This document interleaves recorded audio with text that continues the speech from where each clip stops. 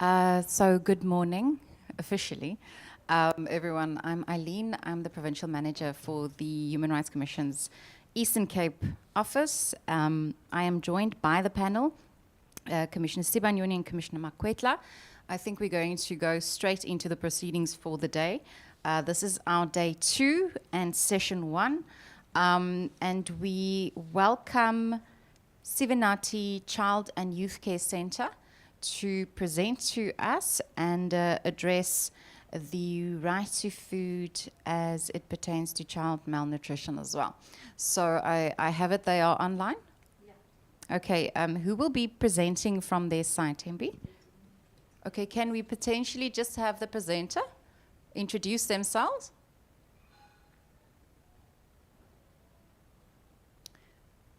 Good morning, 790 Child and Youth Care Centre. Are you able to hear us?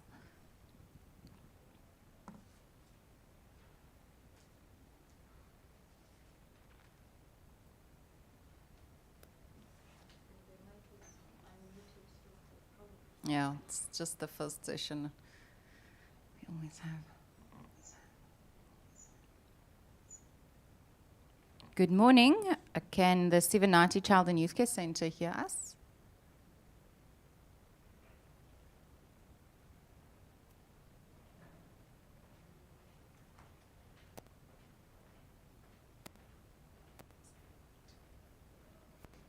Unmute. Are you sure you're unmuted, colleagues, online?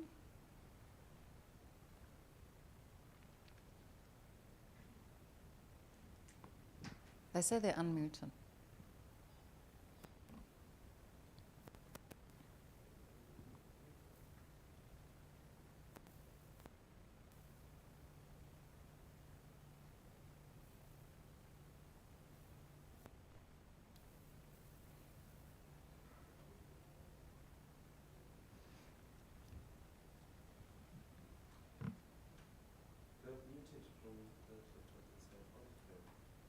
All of them.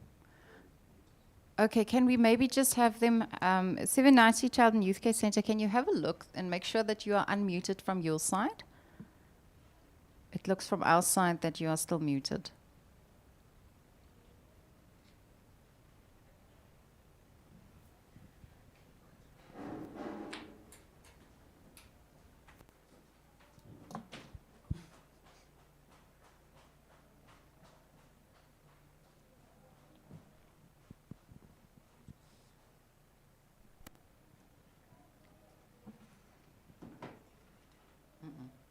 Online.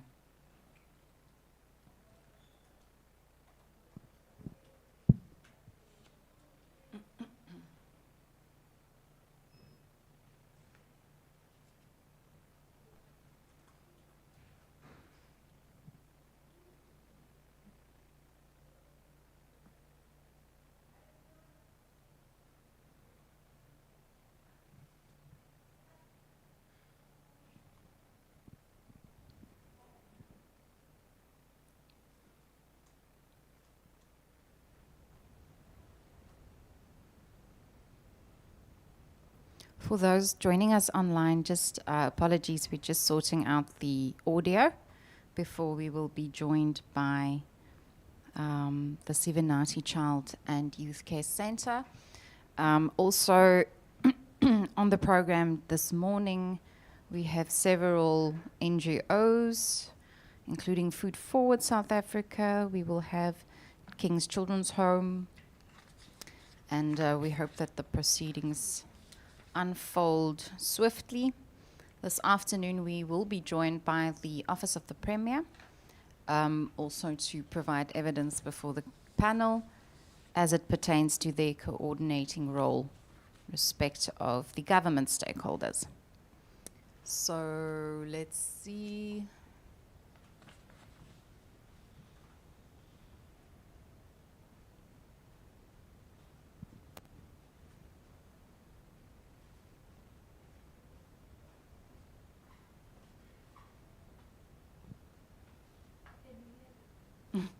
No.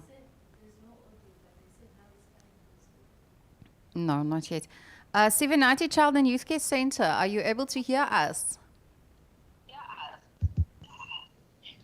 Yes, we can Oh, hear you quite there correctly we now. We go. did have a technical glitch before.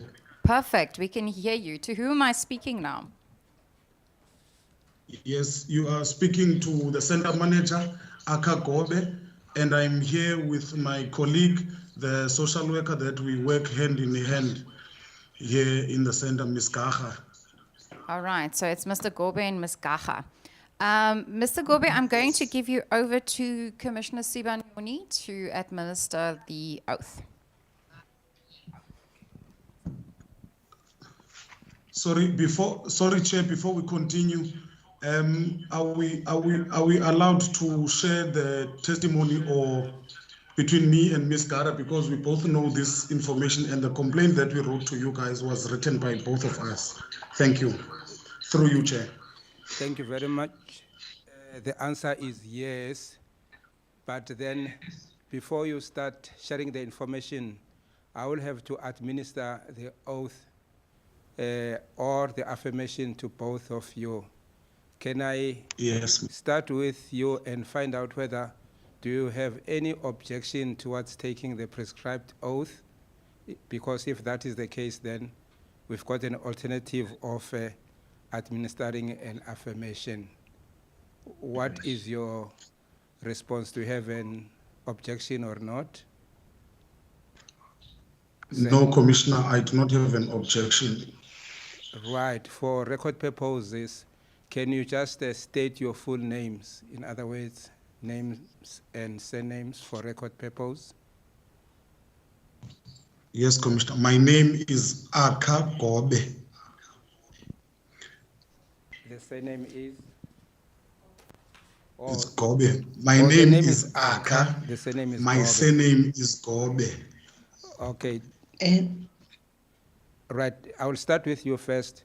Do you swear that the information that you will present shall be the truth, the whole truth, and nothing but the truth? If that is the case, raise your right hand and say, "So help me God." Can you say that? I don't hear. So help me God. Thank you very much. And lady, your names for record purpose. Can you state your name and surnames, please?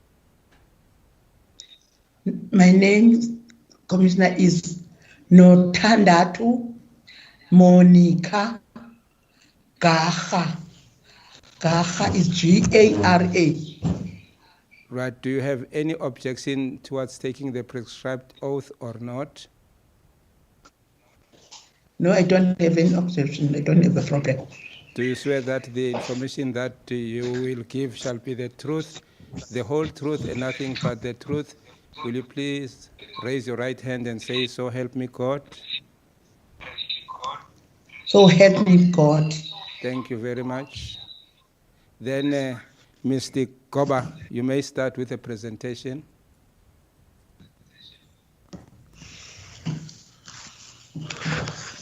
Thank you very much, Chairperson. Sivenati is a special care center that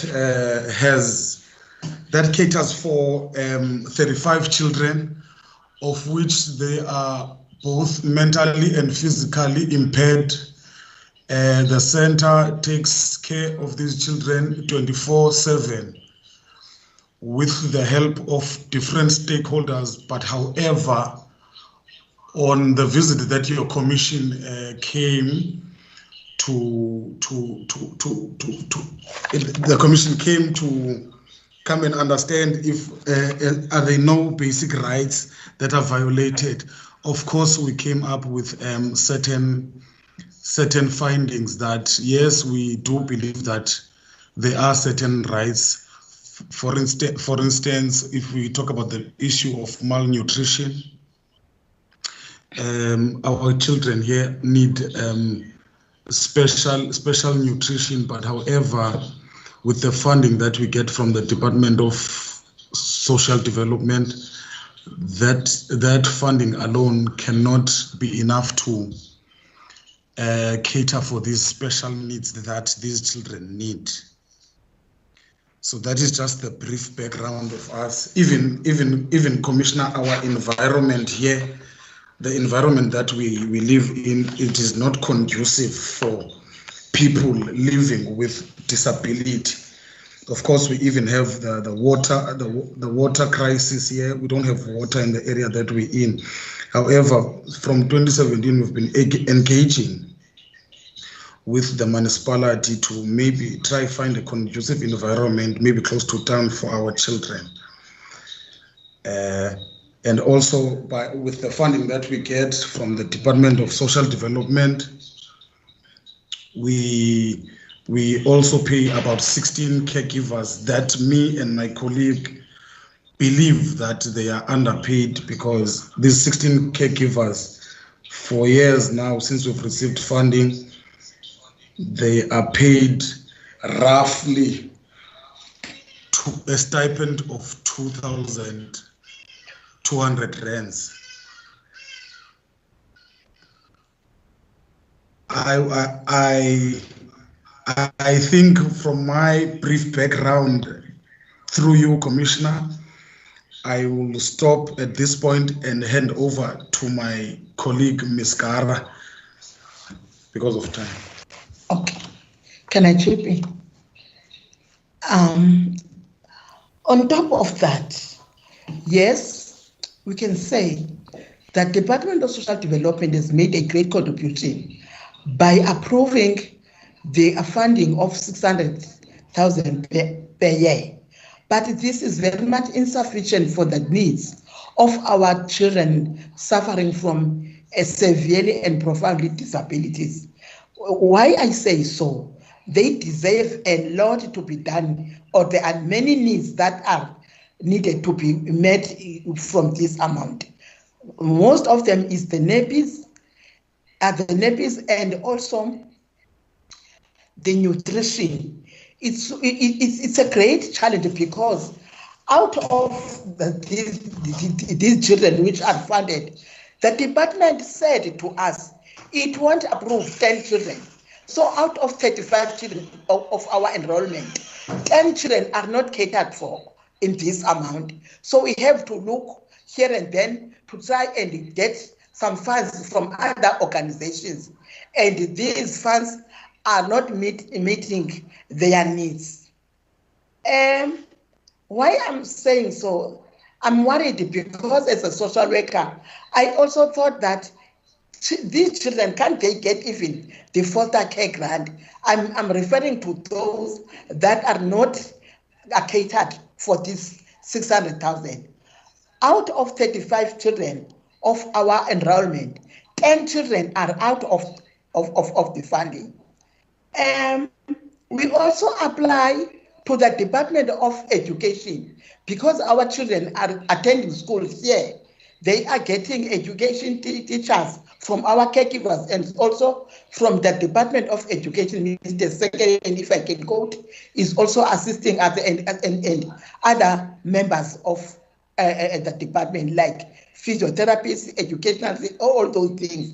But our challenge, we applied in 2000, some years, or maybe 2000, I'm not sure, and we were given even the number, which shows that our application is getting attention. The number is 299-000003, which is Educational Management and Information System. And then we were getting the hope that our application will be considered. But until now, the application is still not approved. And we are suffering, as I indicated, that these children are solely dependent to special food. They don't eat everything. And there is a great need of nappies from this amount, and also payment of the caregivers in the form of stipend.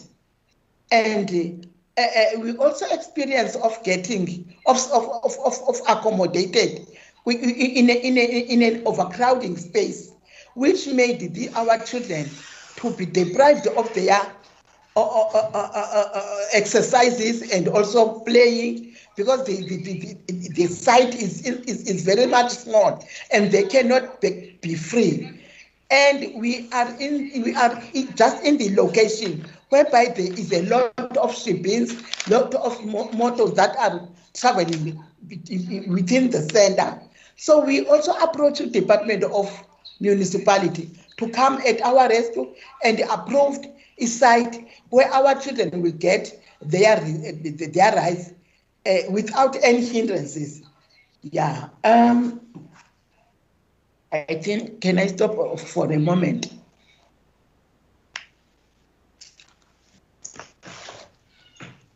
Any questions, Commissioner? Good morning, colleagues. Thank you very much for your input. Commissioner Sibanyoni, can I give over to you for the first round of questions? Thank you. I have got 2 questions. And the first one is, I heard you saying that the children don't have a social grant. I want to find out what are the problems, what are the challenges that they do not get a social grant. And then secondly, the funding that you get, the donation that you get, is there any allowance that you may pay for rent, in other words, for lease? I heard you complaining that the space that you are occupying is small and overcrowded. Thank you. Those are the 2 questions that I would like to find out. You can proceed answering the questions, whereafter we'll follow with another round. Right. Thank you, Commissioner. The synopsis that social development has for us to be able to use this funding, it is to pay for our caregivers and to buy groceries for these children.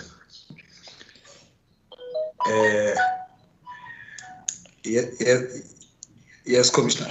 The second question, the issue of the second question, it was speaking about the site. Yes, before we get to the site, out of this amount which is approved by the Department of Social Development, the Department of Social Development approved an amount of 600,000 per year. And then out of this 600,000, 10 children are not catered for. And these children are dependent to us and even to look for other funds or other donations from other organizations, which make us to experience the poverty of children with disability, because there is a lot of nappies which need to be buy. And nappies is also another thing that consumes a large amount from this 600,000. And this 600,000 we find is insufficient for their needs, because even during the time of sickness, we are running this center without transport, and we have to take these children on our backs to clinic or to our local hospital. And then this amount is also insufficient because we have to pay the hired cars, or if we don't have these hired cars, the caregivers took the children on their back, bearing in mind, my commissioner, that a child with disability is so heavy as compared to the active one.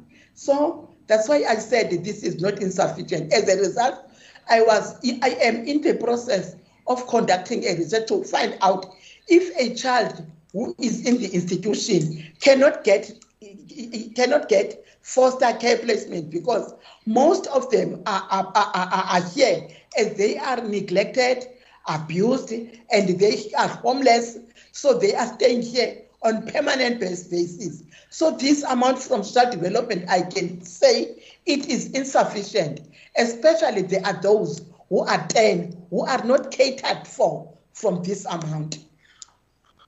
Right, thank you.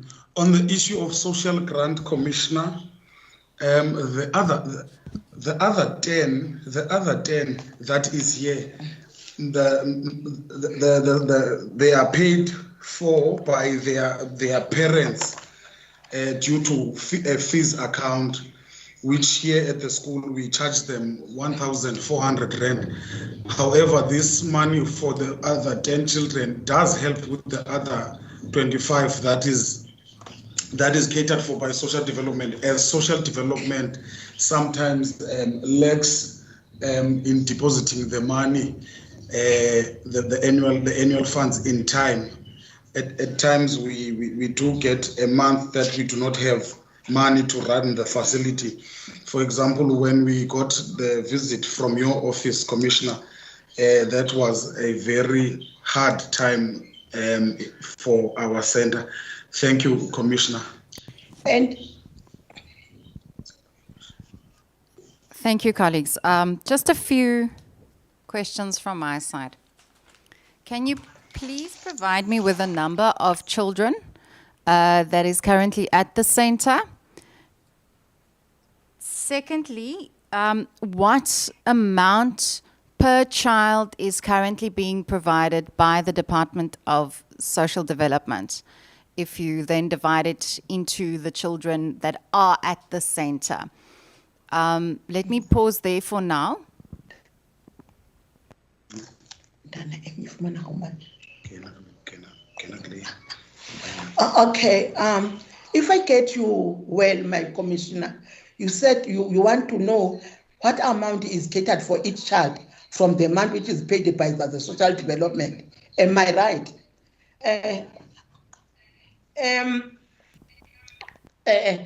Bearing in mind again that there are only 25 children out of 35. 10 children are not catered for. So that 600,000 is said by the department that it's only catered for the 25 children. We are going to see on our own about the 10 children which are not included in that funding. So the department on its own is paying 600 rand, which is insufficient. So the amount per child is, my colleague? Well, to be honest, we can't roughly say the amount per child is what, because we have other children. But however, with the calculation that if it's 600,000 divided by 25 children, yes, the department pays about 24,000 rand per child, which they pay for 25 children Per year. per year. Okay, so that Which is 600,000 rand. okay, The so number of children, the total number of the children here are 35. so you're currently dividing the 600,000 between the 35, but 10. Not but the 35, but the 25. Because the department caters for the 25. And then we have 10 other children that are not catered for by the 600,000 that we receive from the Department of Social Development. No, Now, I these understand. other 10 children, some do have active parents, some are over 18. So they do have their grants that they do have. So that is how we maintain the other 10. But the department caters for only the 25 children. Thank you. Thank you, Commissioner. I just want some clarity. So the children receive the care dependency grant. Is that received separately by the families of the children, or is that also paid to you, or is that the money that the department pays to your organization directly? No, thank you, Commissioner. Each child is in receipt of a care dependence grant. This grant is paid by their parents, and their parents are taking 1,400 as a fees as requested by the organization. And then this amount is used for the payment of the caregivers and also other needs. It's where we find out this is insufficient. We are still struggling because these children are very, very severe and profound in their disability. They need a lot.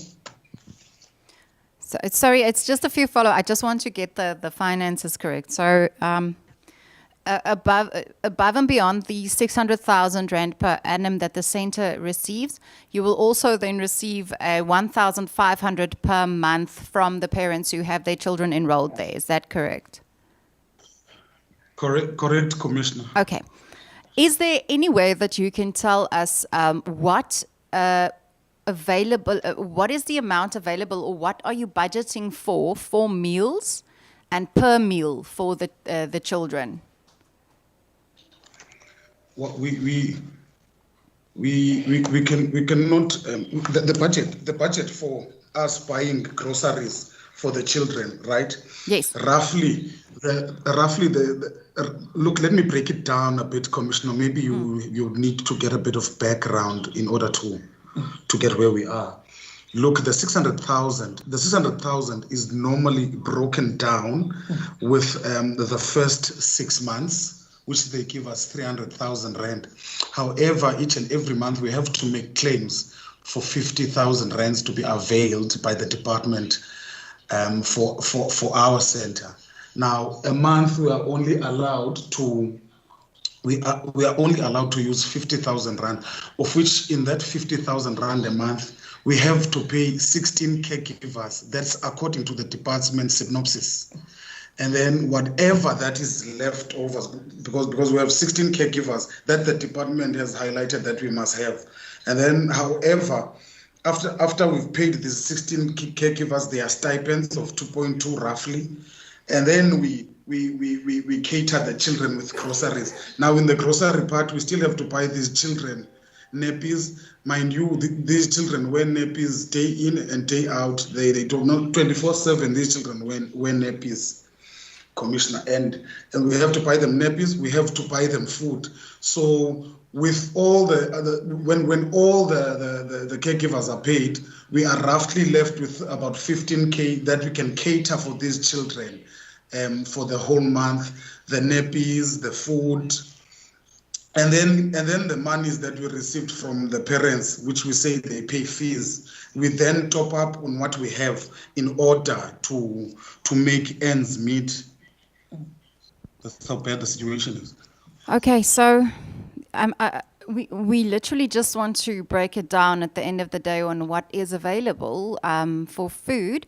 So if I get you correctly, with 15,000 rand per month, you are receiving from the Department of Social Development to 50,000 rand, where you have to pay the salaries of 16 caregivers, and as well as groceries, nappies to take care of the children. And then we'll do the calculations. 15,000 divided by, let's take the actual number of 35.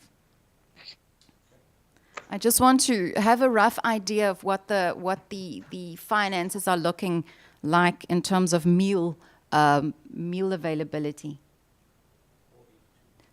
482. 428. If we work out 428 per child per month to cover nappies as well as 3 meals a day, is that correct? Correct, Commissioner.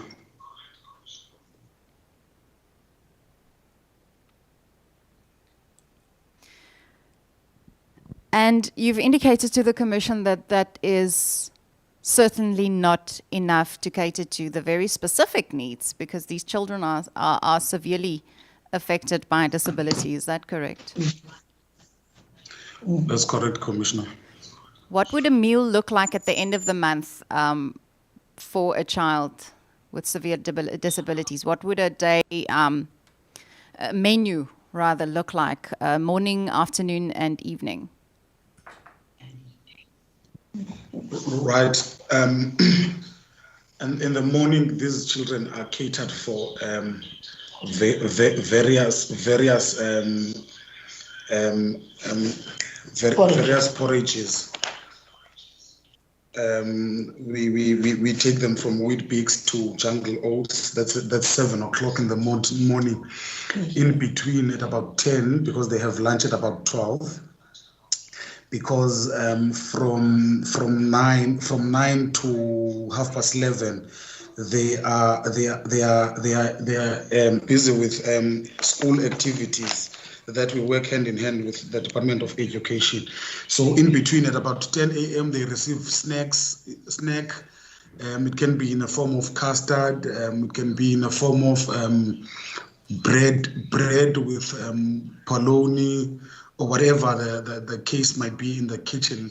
But that is the normal menu that they have to have. And then during the day they would receive lunch where maybe solids are cooked, rice, your green peas, butternuts, meat, and then it differs. Sometimes they eat pilchard and whatnot.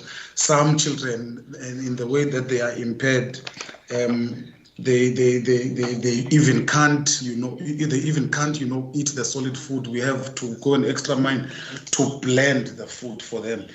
The blending part comes in because an OT suggested that we must blend their solid foods. The OTs from the Department of Education, they normally visit us. Thank you, Commissioner. Okay. In addition, Commissioner, from this amount, we also accommodate the administration part of our center, whereby we buy books and inks and other equipment for running the center, and then which put us in a situation whereby we think our needs of our children are not fully catered for, which is a pain to us and also a pain to them, because sometimes we experience some difficult times when we are preparing food for them, especially during the delay months when the approval is made by the department. And also this amount is catered for. Also again, the 25 kids, but there are 25 plus the 10 kids, These 10 kids is also eating from this amount. And then we have to buy the various porages due to their condition of their health,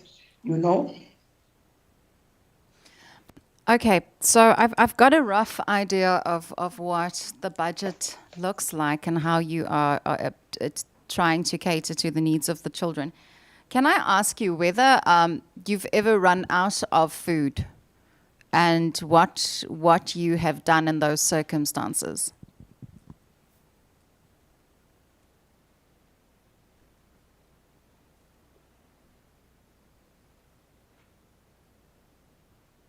Hi, colleagues, can you hear me?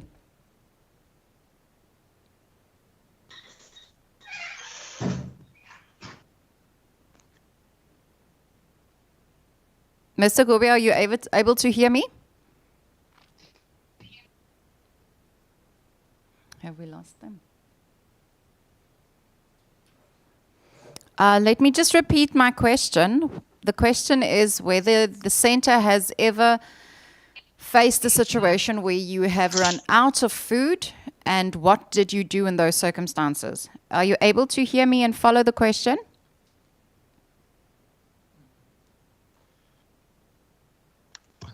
I can hear it.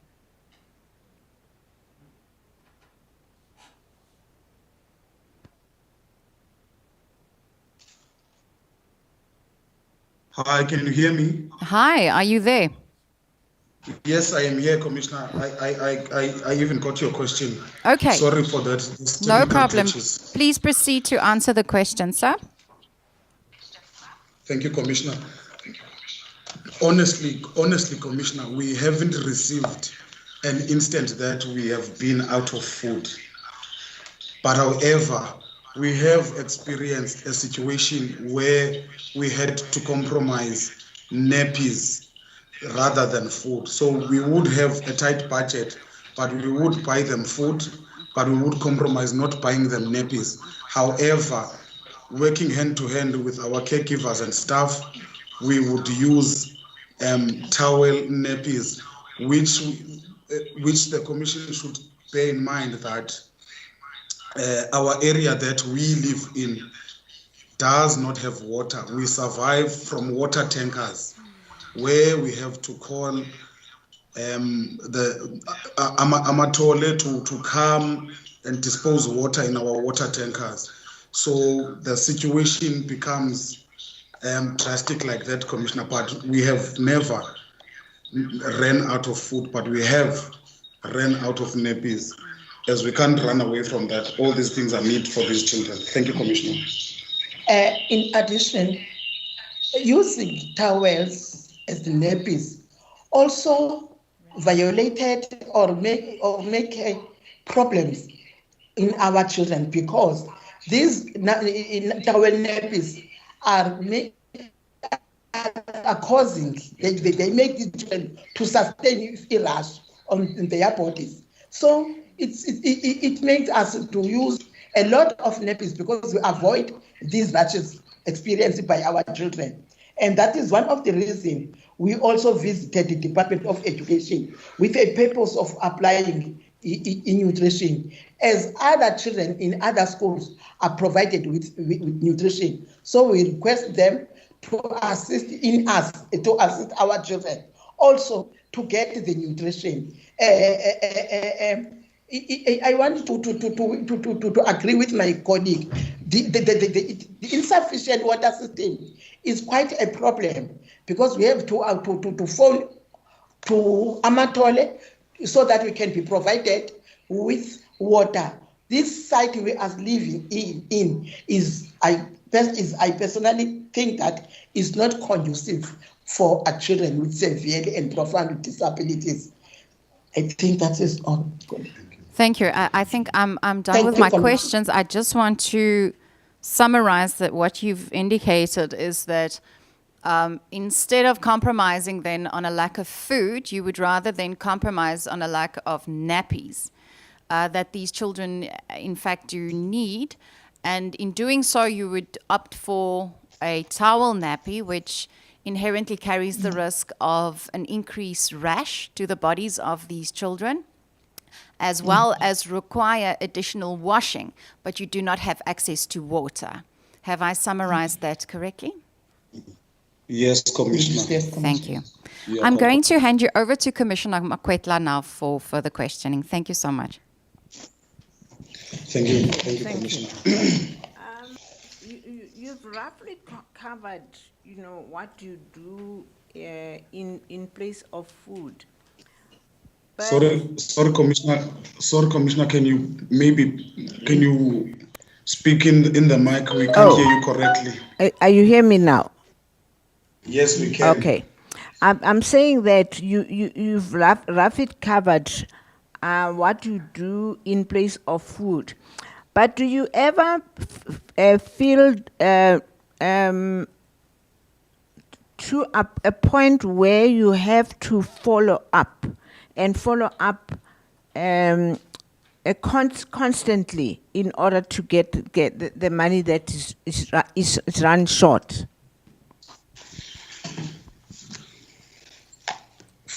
Look, Commissioner, we haven't got into those details that the money is running short to us. But however, when they do pay us their annual visit, we do highlight that the 600,000 that you guys are giving us with the situation that we are working with here is not enough. Thank you, Commissioner. Commissioner, again, in addition, I also requested the department vocally that this amount is insufficient for the basic needs of our children. And I asked them, where is the policy which provided that 10 children should not be accommodated in this? Because if these 10 children were also paid or getting their funding from the department, maybe conditions should be better. But we are struggling because these children, the 10 children, are also fed or get their needs from also this amount, which they are not catered for, their needs. Thank you, Commissioner. Colleagues from the Sivanati Center, may we just request that you make use of one device. There's apparently some feedback when you do provide us with your responses. So just making use of one of either your computer or your colleague's computer will be helpful. Thank you. Commissioner Sibanyoni? Thank you very much, Mr. Koba and Ms. Kaha. My second question was, the budget that you get or the funding that you get from the Department of Social Development, does it allow you, does it permit you to pay for rent? I didn't get it quite correctly whether the answer is yes or no. Or maybe I should rephrase my question. Where you are housing the children, are you required to pay rent or not? Because I heard you were complaining about its locality. You were talking about shebeens. You were talking about cars that are passing. And it gave me an impression to say, are you able to relocate to a better place where there is no shipping, where there is no cars moving around? And can you use the funding from the department to pay for rent? Thank you.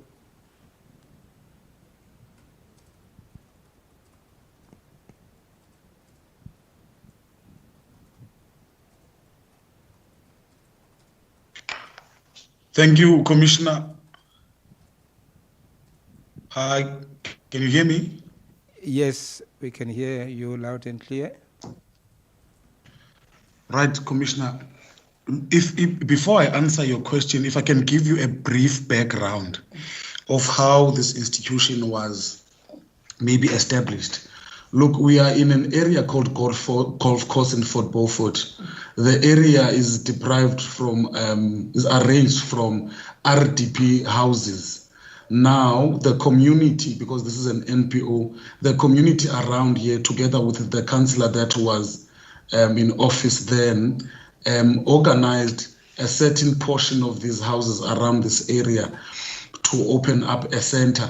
So if I'm answering your question, Commissioner, no, Commissioner, we do not pay rent, and no, Commissioner, the money that we get from the department doesn't allow us to pay rent. However, we've been doing the site issue separately from the money that we receive from the department. We were trying to engage different stakeholders like your municipality, your etc. Thank you, Commissioner. Thank you. I'm answered. Thank you so much, colleagues, for your participation in this process. It has been very insightful, but also a bit concerning, it appears, that an amount of 428 per month has to provide for nappies, food, and as it is per your submission, administration fees as well, for learners who are in fact the most vulnerable in our society. But I do thank you for coming to the table and providing us with this information. And I encourage you to follow the proceedings throughout the rest of the week. And with that said, and without any further questions from commissioners, you are excused, and we thank you for your participation. Thanks. Thank you. Thank you very much, Commissioner. Thank you very much, Commissioner.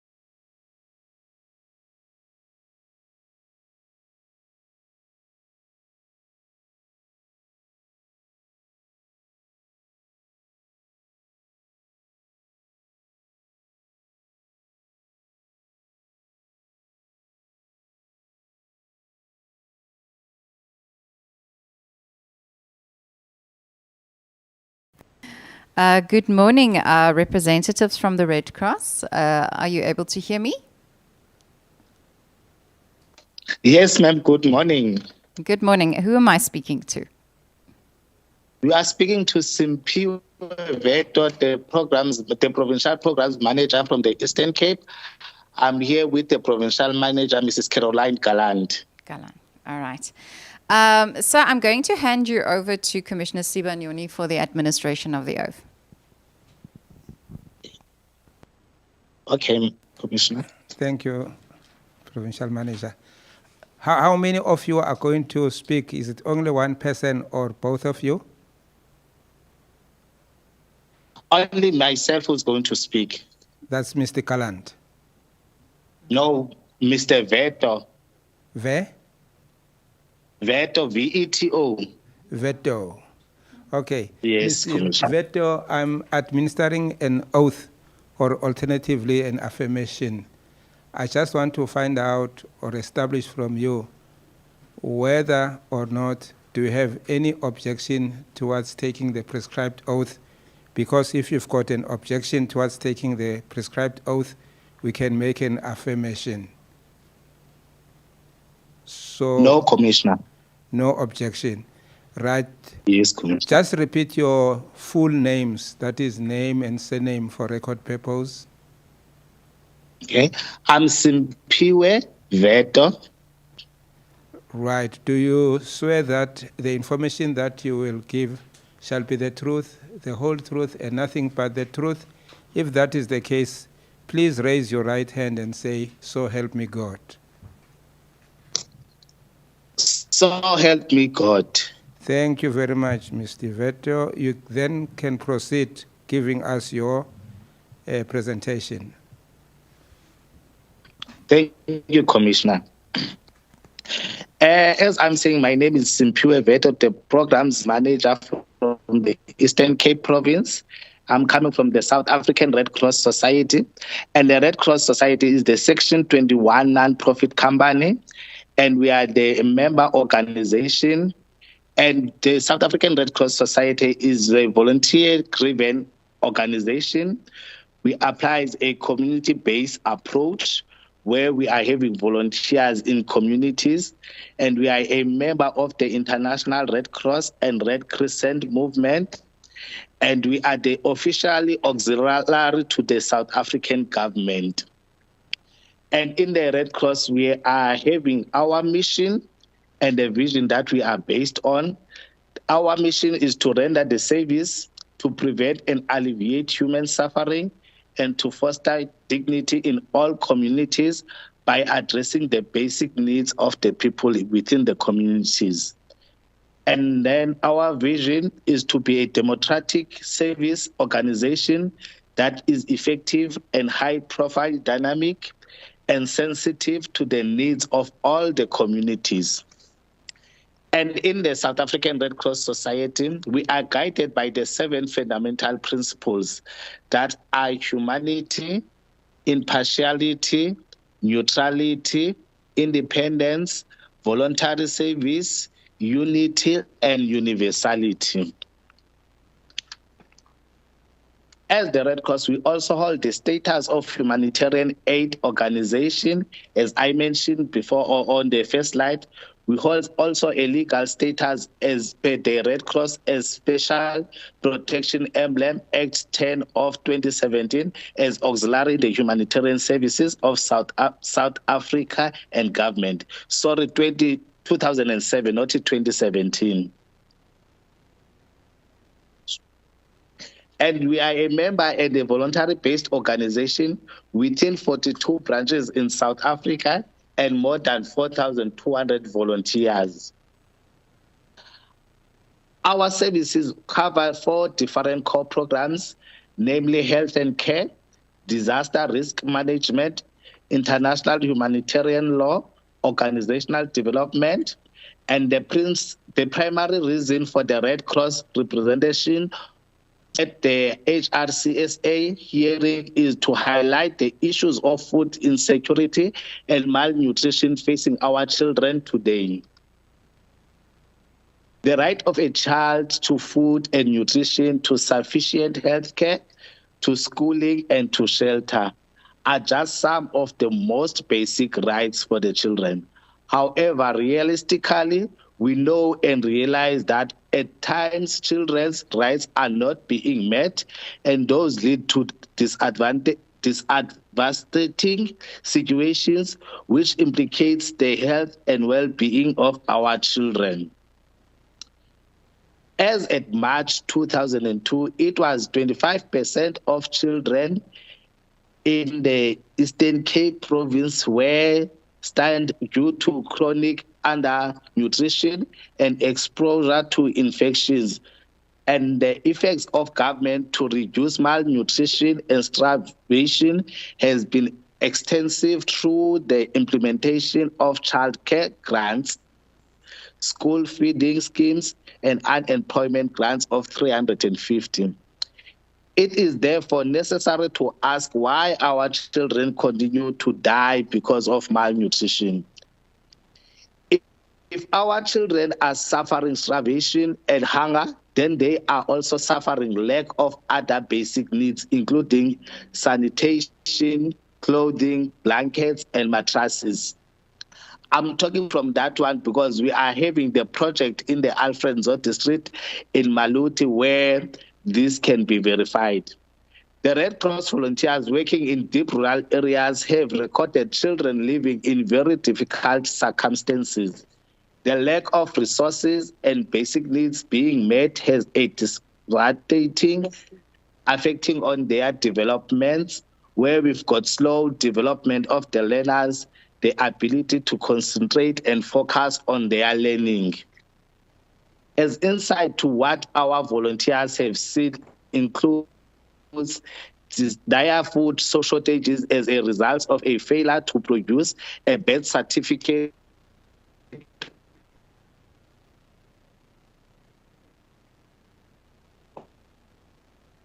Mr. Veto, can you just repeat the last portion of your presentation? We Yes, are having ma'am. connectivity issues. Okay. You were speaking about the birth certificates. If you can just continue from there.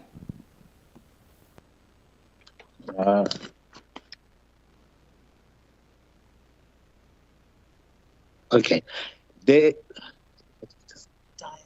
dire of food shortages as a result of a failure to produce a birth certificate or a death certificate for a deceased parent in order to initiate the process of applying for a child care grant. Abuse of child care grants whereby children are abandoned by their mothers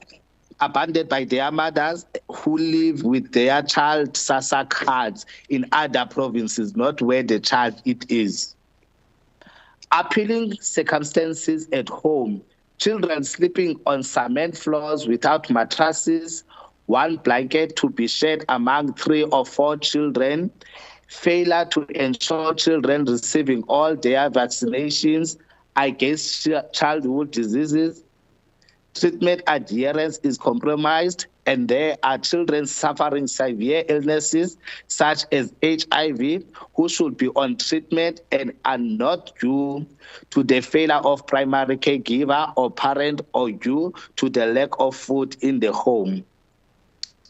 And also children are suffering severe neglect, hygiene, cleanliness, clothing, shoes, and school materials. In some cases, abandoned children are often suffering abuse. In one case, the primary caregiver would sell the children's school material and uniform.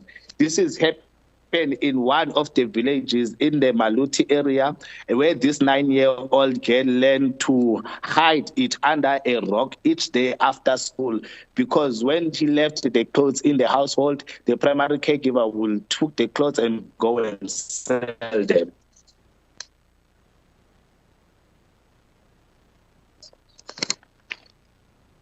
Major concern of the Red Cross, the current situation of poverty and hunger can only be accepted to growth due to unemployed rates exceeding the national average, which stands at 47%, raising food costs, rising fuel cost, vulnerability to crime based on poverty and desire for a financial gain, escalation in substance abuse, alcohol and drugs, increase in HIV rates among females aged 15 to 25 years, the ongoing teenage pregnancy and burden of ongoing workforce to support the unemployed, the reality that pensioners and grants received from government do not increase according to the cost of living, which means that the recipients are buying less and less food. How has the Red Cross responded in all of this I have been mentioned? The Red Cross is a donor-dependent organization. It is only able to respond within its own capacity and funding base. Dispute others project aimed at children which do not address food and nutrition, namely substance abuse prevention and peer education. The society implements a psychosocial support project for orphan and other vulnerable children in Maluti, Alfredo District Municipality. The project serves 120 orphans and other vulnerable children affected or infected by HIV and AIDS. It mobilized 14 community volunteers to provide care and support and create linkages to services. The Red Cross also provides seeds and seedlings on a quarterly basis to encourage the households of our overseas beneficiaries to establish doorstep food gardens. On a quarterly basis, sizable food parcels and hygiene kits are distributed to the overseas households to supplement food and nutrition in the household.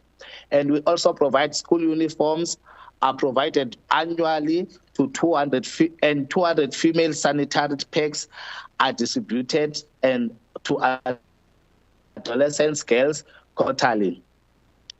The benefits of these services has been evident in testimonials from beneficiaries as well as educators and caregivers. School attendance has improved, school performance has improved, food gardens have reduced the fear of running out of food, and mental status of children has improved.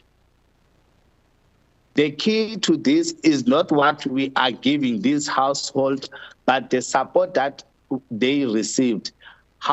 They are receiving home visits from our caregivers, counseling, discussion and dialogues, encouragement, education, and assistance in their home or their gardening. This ongoing approach of working with beneficiaries on a long-term basis ensures continuity and consistency in the households we're working with. We also recognize and commended this hearing for investigating the plight of our children who face starvation, hunger, malnutrition, and even death. We recognize the efforts of government to scrap hunger and starvation by supporting the marginalized and underserved. We urge civil societies to work together in developing self-sustainable communities to break the cycle of dependence on government and donor in order for them to play a part in their own sustainability and development in the long term. I thank you. Thank you, Mr. Vito. Commissioner Sibanyoni.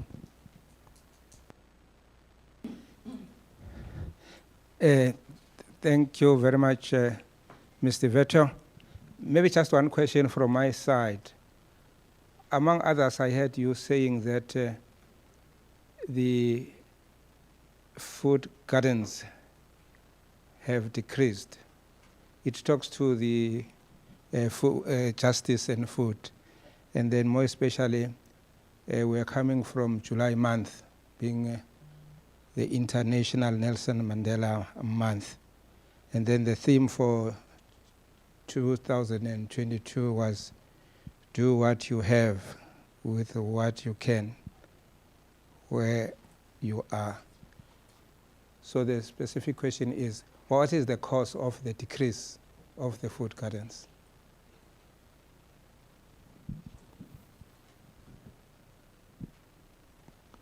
Can I answer that, Commissioner? A single question at the moment, may answer it.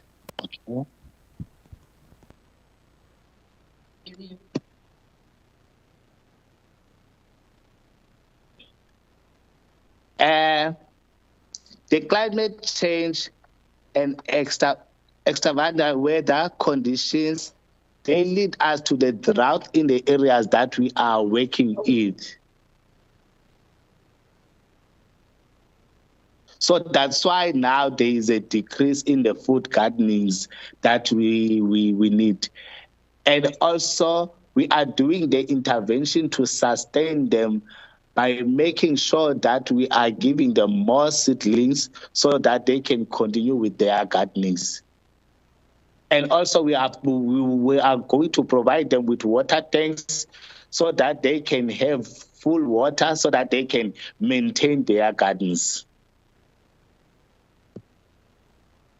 Thank you, Mr. Vito. Commissioner? Thank you. What is the escalation in the abuse of substances in the community?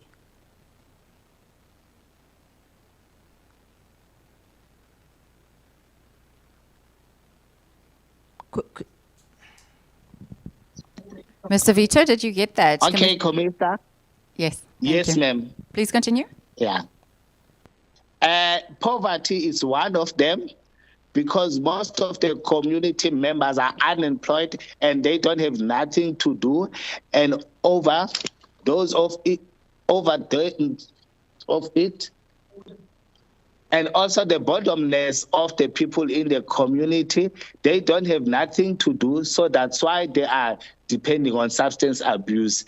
And also money is also something that is making them, because they are having money, the money that they are having, they are going out to buy drugs so that they can feed their habit. And also they are brewing their own illegal alcohol that they are consuming. So each and every day they are bored on what to do. And also that's why they are abusing alcohol and drugs. Thank you, Mr. Vito. Okay, just a few questions and comments from my side. One of the areas that you've mentioned is that children lack official documentation in the form of birth certificates, which would mean they do not access the social grants readily, or they are unable to access the social grants. Now, my comment and question on that one specifically is, would you then agree with me that the number of children that may be in need of the child support grant is much higher than we are currently reporting on? That would be the first one. But linking with that,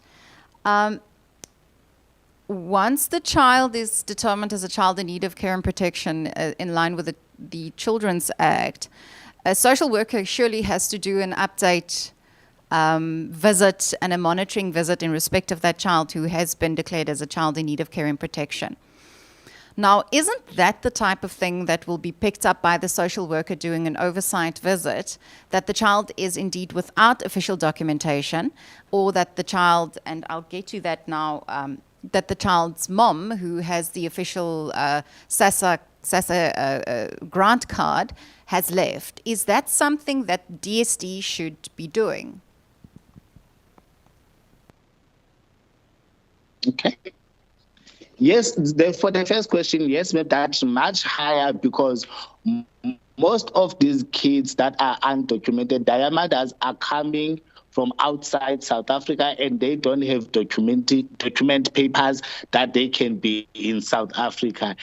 And also, yes, our facilitators are doing monitoring visits, and we do referrals to social development with the issues that we come across when into the child. And most of them are coming, we are in the borders of South Africa and Lesotho. That's why now we find it is very high that children, they don't have their birth certificates. Okay, so And you in that point, sorry, in that point, you will find out the mother is the Lesothian and then the father is the South African. So the child can't access the birth certificate. So Thank you, okay, Commissioner. so my understanding is then that in respect of your outreaches and your work that you're doing, you are seeing children without birth certificates, and then inherently without being provided with the child support grant, which may be able to assist in addressing hunger and malnutrition. But again, I'm putting to you, Mr. Vito, whose responsibility is it to do that oversight and to monitor whether children have, in fact, documents, and whether children have, in fact, caregivers who will be able to provide for them?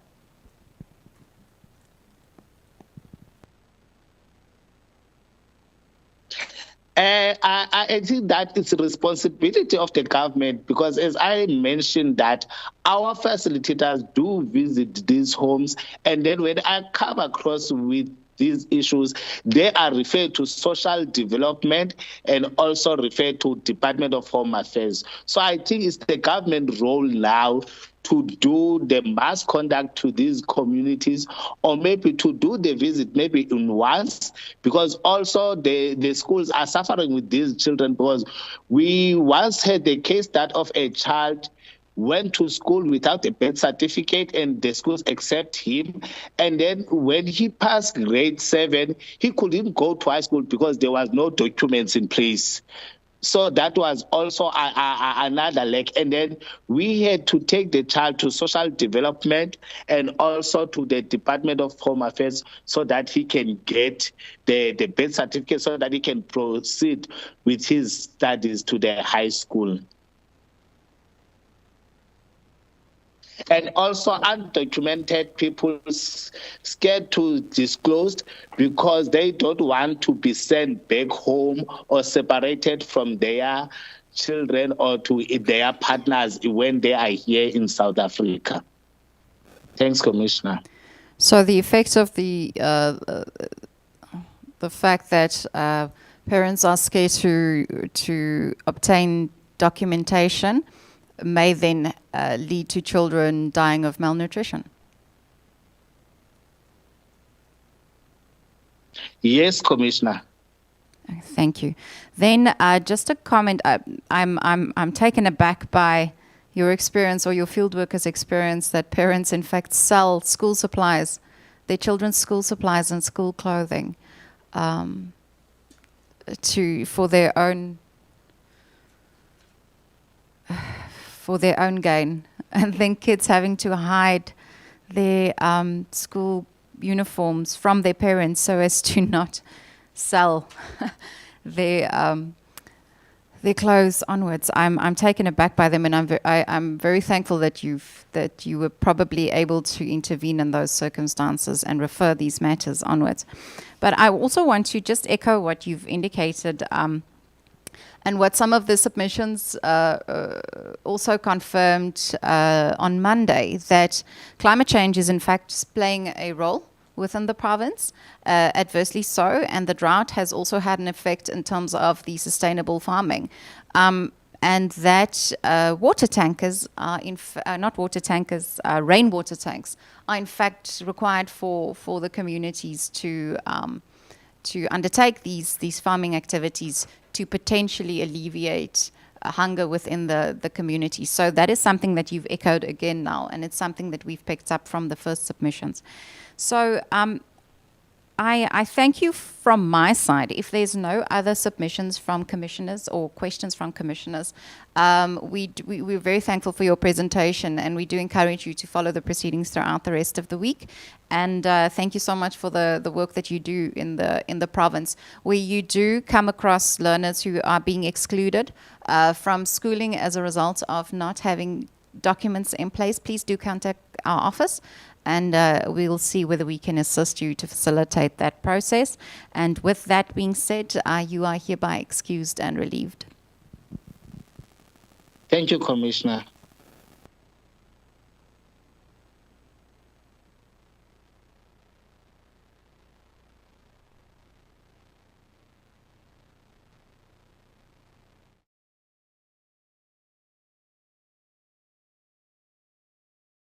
We are expecting an in-person submission from Chief Joseph Creeling, the principal leader for the Griqua Royal Council and deputy chairman of Controlisa in Buffalo City. So the submission will be in person, and let's continue maybe in 2 minutes whilst he comes and takes his seat.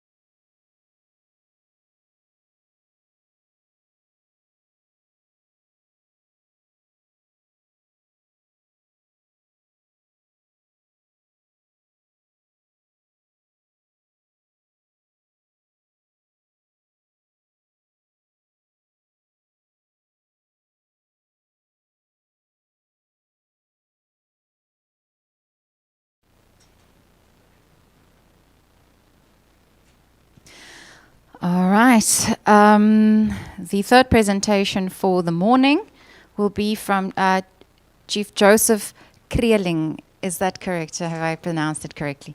Thank you, Chief. It's good to see you again.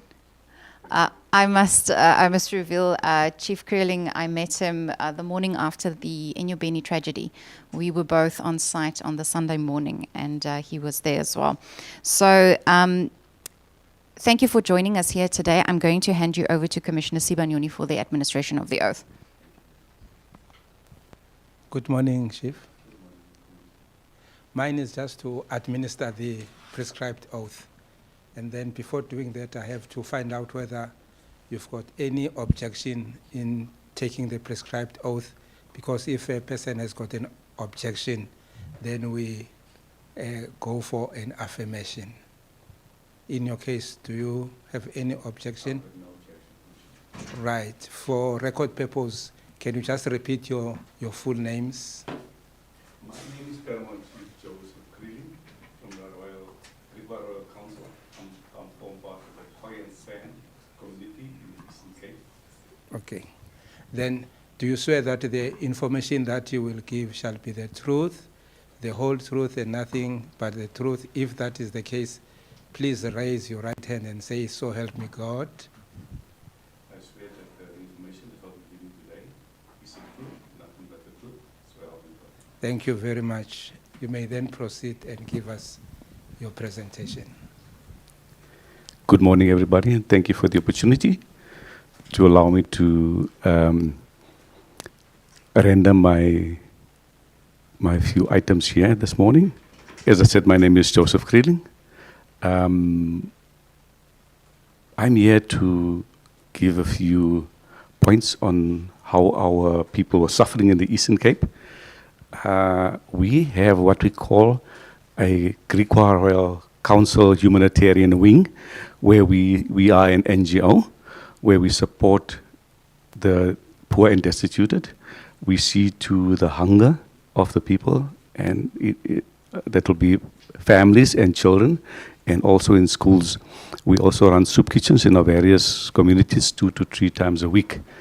During COVID, we've experienced a severe hunger and starvation of our people, especially during total lockdown, where our people were starving within our homes.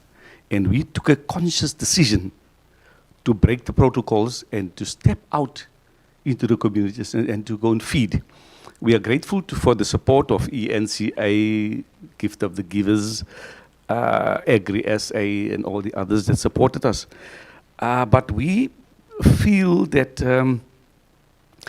there was a lack of support from government and all the other areas in terms of our people was not serviced properly.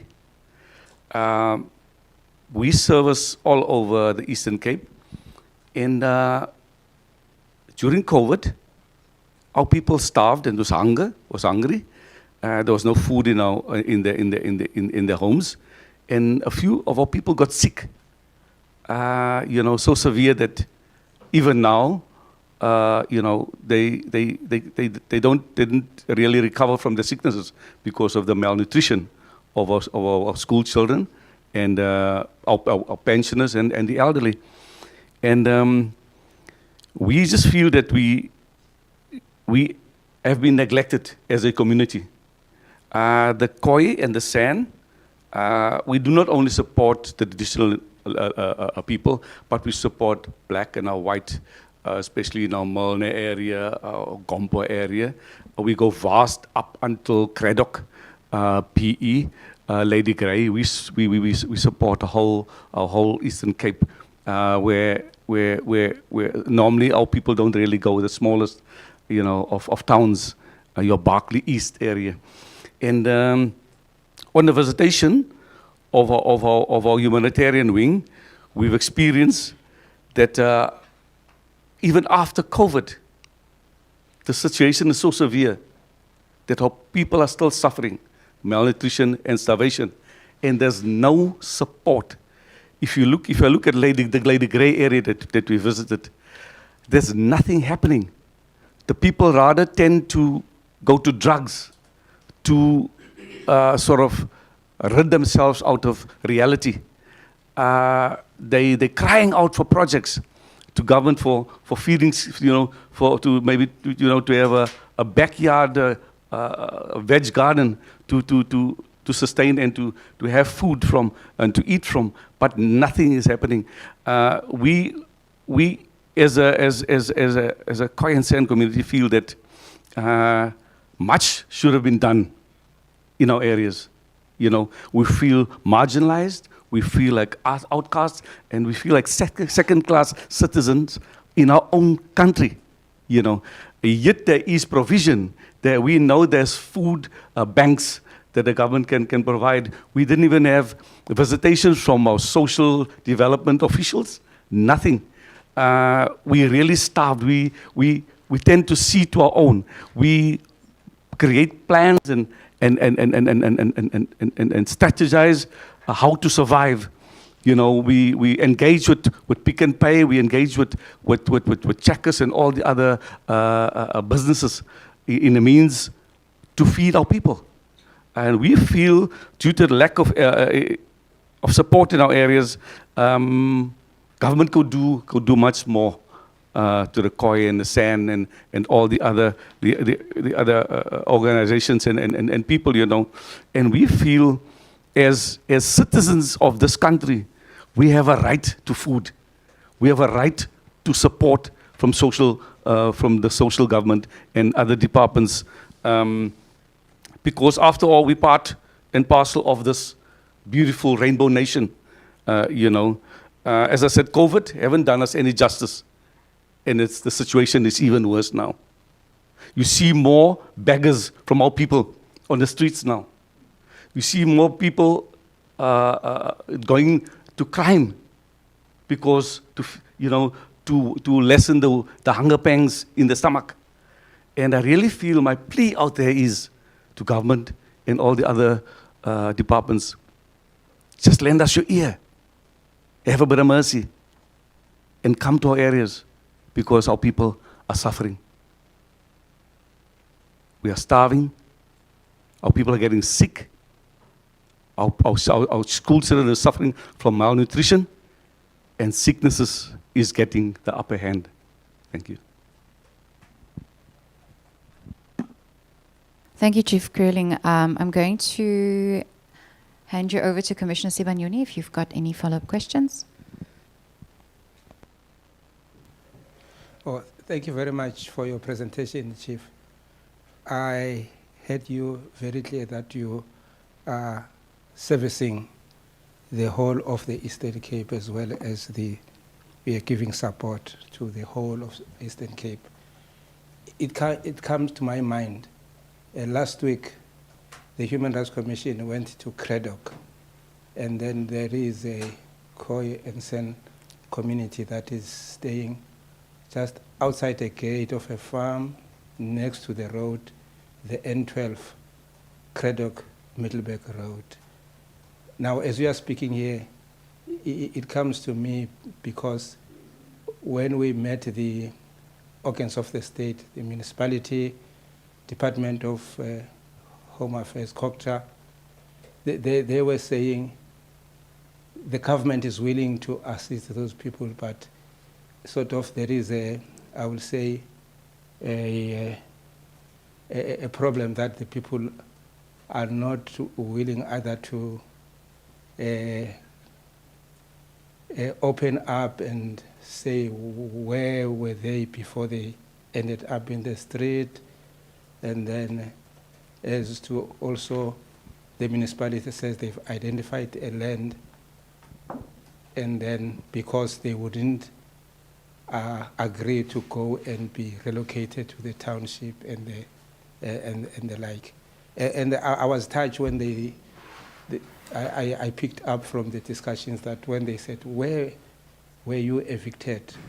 Because we want to find out whether we can use the legislation of ESTA legislation and the like. And then they were saying, no, nonsense. Donkey carry mense. You might be aware of that. Yes. Now, we said we are looking forward, for example, for a person like yourself to can come and intervene and try and engage so that they should be, at the end of the day, removed from the street, outside the farm, and then where they were initially requesting to be settled, feasibility study was done. It was not a feasible place to build houses there. You are aware of the place I'm talking about? Thank you, Commissioner. Yes, I've heard of the stories of Craddock. We do have a royal council that's at a house, what we call traditional house. You see, Commissioner, what we need to understand, the processes of government is very slow. I'm not sure whether it comes to the Khoi and the San, because the understanding of our culture and our nature is different than to any other civilized, if I can call it, the people in the urban areas. You see, when you remove somebody from where he is comfortable, in his comfort, in his own space, where he can practice his cultures and his traditions, especially the Khoi and the San, that's the Kam area. It's difficult for him for government to uproot him. Like you said, they were kicked out from a farm where they live free, where they can practice their traditions. Now it's all forms of rituals that we practice, and we need to be close to nature to be able to practice, because we are one with nature, one with the animals, one with the fauna, and one with the flora. We are people of the herbs. We are people of the medicines, and it's an injustice for us, for our people to be uprooted from the farms and to be placed into the cities where our gifts and our skills cannot practice. You know, we are medicine people. We heal people through medicine, through plants and through various roots. So understand what I'm saying. It's a traditional, it's a cultural thing. You know, we've been living like that for before the settlers came here in 1652, even before the Portuguese came here in the 1500s. And our desire is still to practice and to live out our customs and traditions on an open space where we are free, you know, instead of in the concrete jungle, if I can use that term. Am I clear, Commissioner? So my desire is I will be gladly intervene, understanding the culture of our people, to intervene and to play a mediatory role in this matter. As I said, I'm known throughout the province. Maybe lastly also, I don't know whether you can also intervene that the assistance from the Department of Social Development or from SASSA Yes. should also be made easy, so that those people should be at least serviced Yes. so far as Yes. food security is concerned. I'll be very happy to do that, Commissioner. Thank That you. happens. Thank you, Commissioner. Commissioner Makwetla? Yeah, thank you. I think my question has in part being answered, because you say that you lack of support in government, and I wanted to know what you can do to get them as much as possible to know what you mean by that. Thank you, Commissioner. My desire as a traditional leader is that government should come down to the people. Like I said earlier in my statement, we've seen no social officials around in our area. You know, in my days, I grew up in Parkside, and I'm proud of where I grew up. In our area, we had midwives. We had our Catholic nuns that came after the birth of every child.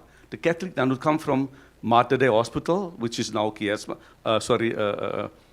one of the big hospitals. They'd come with a little Volkswagen, little Beetle, and come and tend to the navel of the children. See that the child is well fed. The mothers, not suffering from the breasts, and they know how to feed. If government can come down to our level, and just to support us on our basic needs, with few programs such as this, visit our homes and just experience it firsthand how we are suffering, we'll appreciate it. Sometimes it's not all about monetary support, but support through programs. Support our NGOs, our NPOs, our feeding schemes, because currently, since the beginning of COVID until now, our communities is run by our NPOs and NGOs, which is direct dependent on our business sector. We get our juices from the business sector. We get our food from Nick's Fruits there and Pick and Pay and all sorts. And our government officials is nowhere to be seen. I don't know if it's only among our Khoi and San communities, but definitely when you look at the beggars in the streets, especially in your Arcadia area, our youth is kneeling on the streets by the robots, begging for food. For me, as a father, as a grandfather, as a traditional leader, as a chief, it breaks my heart, to see a little white boy standing at Wilson's Butchery. You can see the 20 rand you to give him now, his eyes lift up. He runs to his mother. I've experienced it. He runs to his mother as if that is the best thing that would happen to him. If you go to the West Bank area, and to see how it's quite a mixed area, to see how the people live in starvation, or people even live in the toilets of Leach's Bay, where this new development is there. You go to the green fields, you go to come down to Parkside. Our people are living in starvation, and our Parkside community, Durban Flats community, Pefferville, right down to Parkridge, they have to go and do fishing in the Buffalo River illegally. That's how desperate our people are getting to get food into their stomachs and to alleviate our hunger. My plea is that as a paramount chief, that government should really work hand in glove with our Khoi community leaders and give us our support, because currently I can say they're not visible. And COVID has done us a bad thing, and it's even getting worse. Our children are too shy to go to school hungry. One child testifies, says, "Chief, I sit in class and I could feel the hole in my sole of my bata shoe. And then I look at the other side, I see the other child is wearing a Crockett & Jones. Can you see, he's scared when it rains, because that's the only type of shoes he's got, knowing that his socks is going to get wet. And tomorrow he might not be in school, because that's the type of hunger and starvation and lack of support that our children are suffering. One guy says he's too shy to go to school. His parents can't afford a uniform. He's got to borrow. The other one got to borrow his sister's tracksuit, because only one tracksuit to go and gym. Situations is bad, and I really think government should come to the party, and come down to our people's level, to grassroots level, and to come and hear the heartbeat, the pulse, what is really taking place in our communities. That is my plea as a leader. Thank you, Commissioner. Just maybe one or two questions from my side, sir. Aside from urging government to come down to community level, what else do you think can be done? How do we, and let's zone in now specifically to the right to food and children dying of malnutrition. As a community leader and as knowing what the community dynamics are, what do you think the community can do? And what type of resources would they need to address this? I think what Commissioner Sivanyoni made a comment earlier about do what we can with what little we have, in terms of what the message was last month specifically. So what do you think, if we're thinking outside of the box now, what can be done? Because it is certainly distressing to hear the plights of the local communities, and that the plight is not being relieved after COVID. That would be my first comment and question to you, in terms of what are we doing, what can be done. Then secondly, maybe linking to that, you've indicated that the Khoi and San communities are very much linked to the nature and to their surroundings. Do you think we are making use of our indigenous flora and indigenous vegetation enough? And do we have enough knowledge locally on the ground on how communities can make use of the rich heritage that we have in this country when it comes to indigenous vegetation? And do you think that is maybe an area that one needs to explore on how we can assist communities, local communities, and almost scale it up to address the plight of malnutrition and the deaths of children due to hunger? I'm making that comment maybe in the context of an example, moringa, that is seen as a superfood internationally. Yes. And South Africa has rich sources, and it's something that we can popularize. Even the World Health Organization has indicated that needs to be included as a supplement to small children, because it's so rich in nutrients. Is that something, is a discussion that you feel we're not having enough, in terms of what Africa has in terms of its own and her own heritage, and how we can apply that locally to address these scourges of hunger and malnutrition amongst our communities? Thank you, Commissioner. I agree with you. Not enough is being done. You must also understand the history of the Khoi and the San. We have been marginalized. We've been brutal. Our land has been taken away from us since 1652, and we've been forced in the backyards of our homes. If you look at every home in our community, in our communities, there is a gully somewhere, and it's shared by a high school child, or one that came from the bush because he's now daughter, you know. And we have what we call a project, each one feed one, you know. All we need is support in terms of seeds to plant our gardens and some training. Maybe each house can be provided with a JoJo drum to collect the water from the rain. And it will be much appreciated, because we've been suffering water shortages this couple of 2 years now, like never before. And I think that government should, or the commissioner should really look into educating our people. You know, education is key. Education is power. Make make opportunities for us on how to respect, to grow our fauna and flora. I'm happy to hear that the commissioner is mentioning the moringa. Yes, I'm actually also planting moringa in my backyard, besides my cannabis and my mhlonyanas, because that is the things that carried us through COVID. You know, and we need, our children needs more to be educated and to support it in terms of seeds and plants. In mhlonyana, you know what mhlonyana is, how to plant our herbs and you know, our just our basic things. How to plant your beans, you know, your mealies in the backyard. You know, how to set up irrigation systems right there on the pavement, right there in the front yard and in the backyard. You know, I agree with you, Commissioner. Not much has been done over the past years. And I'm not talking now about COVID only. This is a generational thing. It was in my time when I was in my youth, and I'm now an elderly man, and I can see it's getting even worse, you know. I trust that answer your question, Commissioner. And thank you for the in-depth.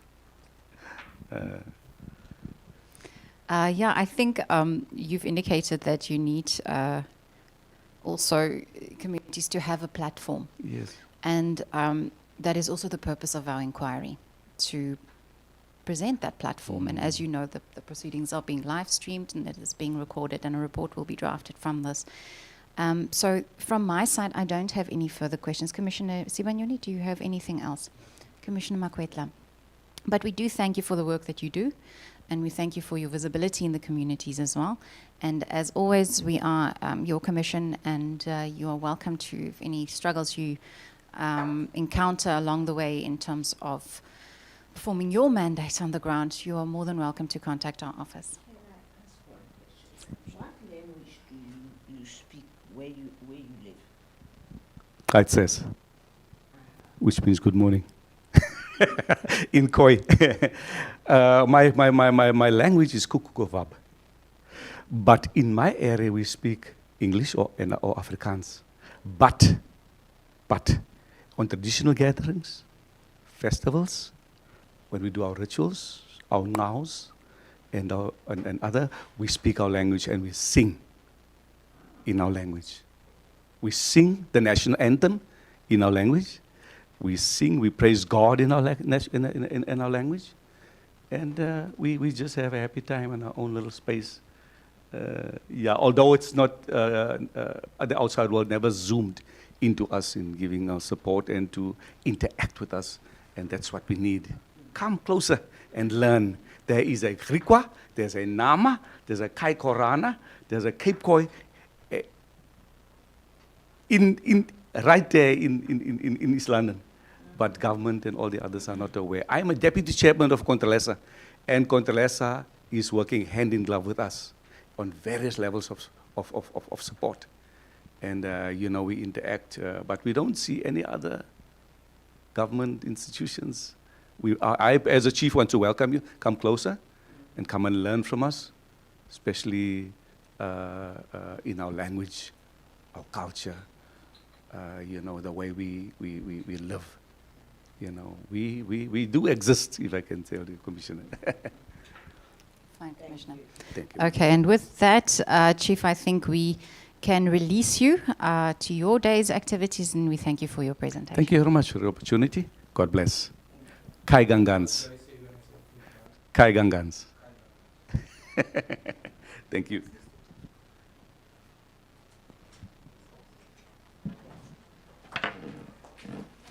The proceedings will continue with Mr. Jafta,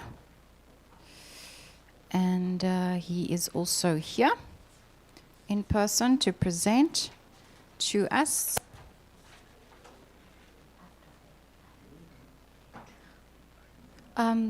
Commissioner, let's quickly see. Okay, do you have, should we maybe break for 5 minutes? You fine. Okay.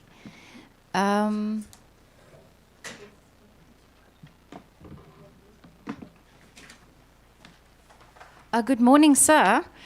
Can you just introduce yourself to the panel so that we can just know where to place you?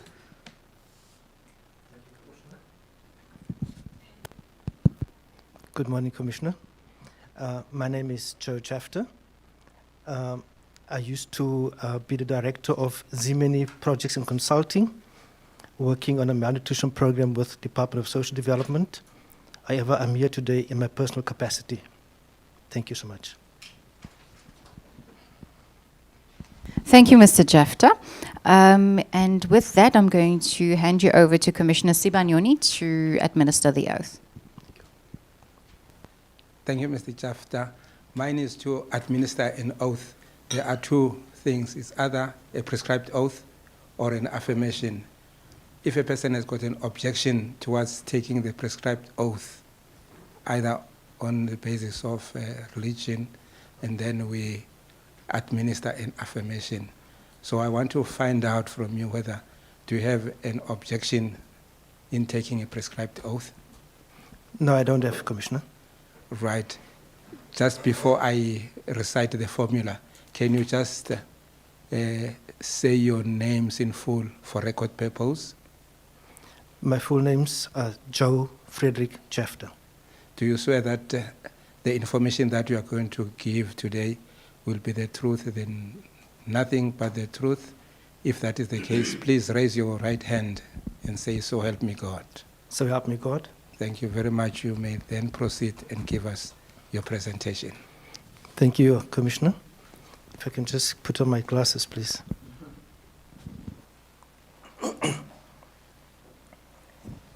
Thank you, Commissioner. I have prepared a written submission, which I have made available to the Commission, and if you'll allow me to just read this into the record for your benefit. Thank you. I am a qualified social worker and social justice activist with more than 30 years of professional experience. I was born and bred in the Eastern Cape, spent most of my working career in Gauteng, returned to the Eastern Cape during 2006 to contribute my experience towards developing the province. Presently, I'm a resident of East London. I've served various organizations during which time I obtained diverse working experiences. These experiences, mostly in human rights organizations, using the Constitution and Bill of Rights in a rights-based approach, are outlined below.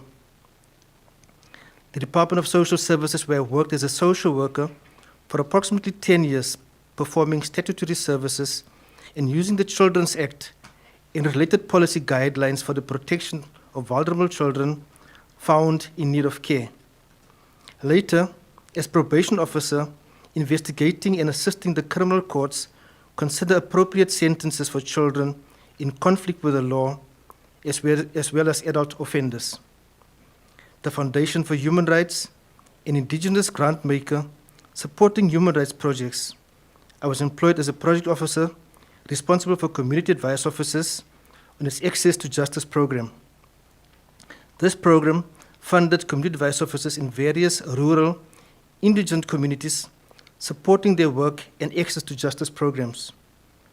I also worked on the Disappeared Project, the Truth and Reconciliation Commission, in dealing with human rights violations from the apartheid era, serving in the reparations, human rights violations, and amnesty committees. I served at TRC as a trauma briefer and logistics officer. If I could just add, Chair, Commissioner, it's also where I worked together with Commissioner Sibanyoni during my time in the Amnesty Committee. Pleased to meet you again, Commissioner. I confirm. Thank you. The National Alliance for the Development of Community Advice Officers, NEDCAO, where I was program manager, responsible for supporting community advice officers provincially in seeking official recognition under the then Legal Practice Bill, later enacted as the Legal Practice Act, and supporting its sustainability efforts through resource mobilization. The Civil Society Advocacy Program, a European Union-funded program that worked collaboratively with the South African Human Rights Commission, the Commission for Gender Equality, and the Office of the Public Protector. The overall objective of CSEP, that's the acronym, was to bring closer and bridge the gap between the three Chapter 9 institutions, civil society, and communities. It focused specifically on the three poorest provinces, being the Eastern Cape, Limpopo, and KwaZulu-Natal. The Eastern Cape Provincial Manager for PACT SA on its Government Capacity Building and Support Program, or GCBS, an HIV/AIDS intervention program implemented in collaboration with the Eastern Cape Department of Social Development. The program focused on the OR Tambo District and Buffalo City metros. I'm an independent consultant and director of Zimeni Projects and Consulting, henceforth Zimeni, a duly registered BEE compliant company. The company is dormant at the moment. Presently, I'm employed as a strategic wellness expert at the University of Fort Hare, serving its approximately 1,600 employees with wellness programs and interventions on its three campuses in East London, Bishow, and Ellis. I'm also an independent associate of Manitech Health and Wellness Company. It is a malnutrition program responding to global malnutrition through an international organization called Mission 5 Million. It donates phytoblend nutritional supplements for free to children's organizations to assist in the combat of malnutrition. The phytoblend supplements are an all plant-based supplement pioneered by Manitech's scientific discovery of glycobiology, a new and exciting discovery which has dramatically changed the health and wellness world. On 27 October 2018, I was greeted by the following headline in the Daily Dispatch newspaper: 18 babies starved to death, followed by a subliner, shock at number of children dying of malnutrition. I've actually still got the newspaper with me, Commissioner, and I've brought it with me today. This was in October 2018. I've submitted a copy of this with my submission. The report stated these deaths were taking place in Nguza Hill municipality, consisting of Lusikisiki and Port St. John's in the OR Tambo district. The deaths were reported to Dr. Pumza Jayanti, then MEC for Social Development, during an official visit to the area. Based on this information, I immediately communicated interest from a company to Ms. Ntombi Bard, the then head of social the then head of the department at the Department of Social Development, to assist in the combat of malnutrition and the prevention of further loss of life.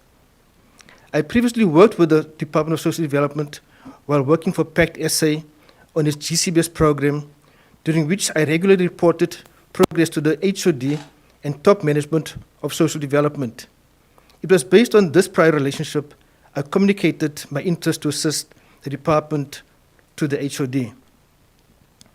My actions were motivated purely out of a sense of compassion and for the innocent lives of children, and a wish to introduce the malnutrition program of Mission 5 Million to the department. I had previously, through Mission 5 Million, assisted in NPO working with orphans and vulnerable children in KwaNobuhle, Uitenhage, where it achieved positive results with children born from mothers with HIV/AIDS. My actions also followed the Tuma Mina call by President Ramaphosa, who, upon taking office, called on South Africans to assist the country overcome its many challenges. I thus felt duty-bound to fulfill my patriotic obligation by supporting in this dire situation where children were losing lives and the future of the children of Eastern Cape were at serious risk. The HOD later put me in contact with Mr. Kola Nshona, the Chief Director for Poverty Alleviation, whose directorate is responsible for managing the malnutrition intervention on behalf of the department.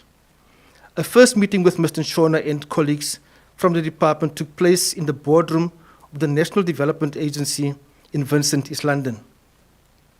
In this meeting, I introduced myself formally and briefed the meeting on the support I wished to offer to mitigate the malnutrition challenge in the Nguza Hill municipality.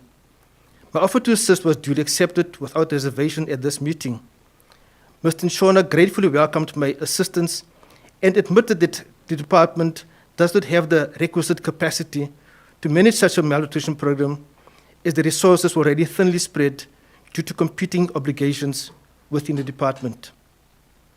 My involvement in the program, thus, would assist the department to being seen to be actively involved in dealing with child deaths and the challenge of malnutrition. Mr. Shona explained to me that the department, as a state entity, did not fund private entities, and that all entities being registered NPOs had to participate in the bidding process as part of their supply chain policies. There existed a danger, he explained to me, that my company could end up losing out in such a bidding process, and in order to avoid this happening, he proposed that my company work under the name of the Child Welfare Society in Port St. John's as a duly registered NPO of the department.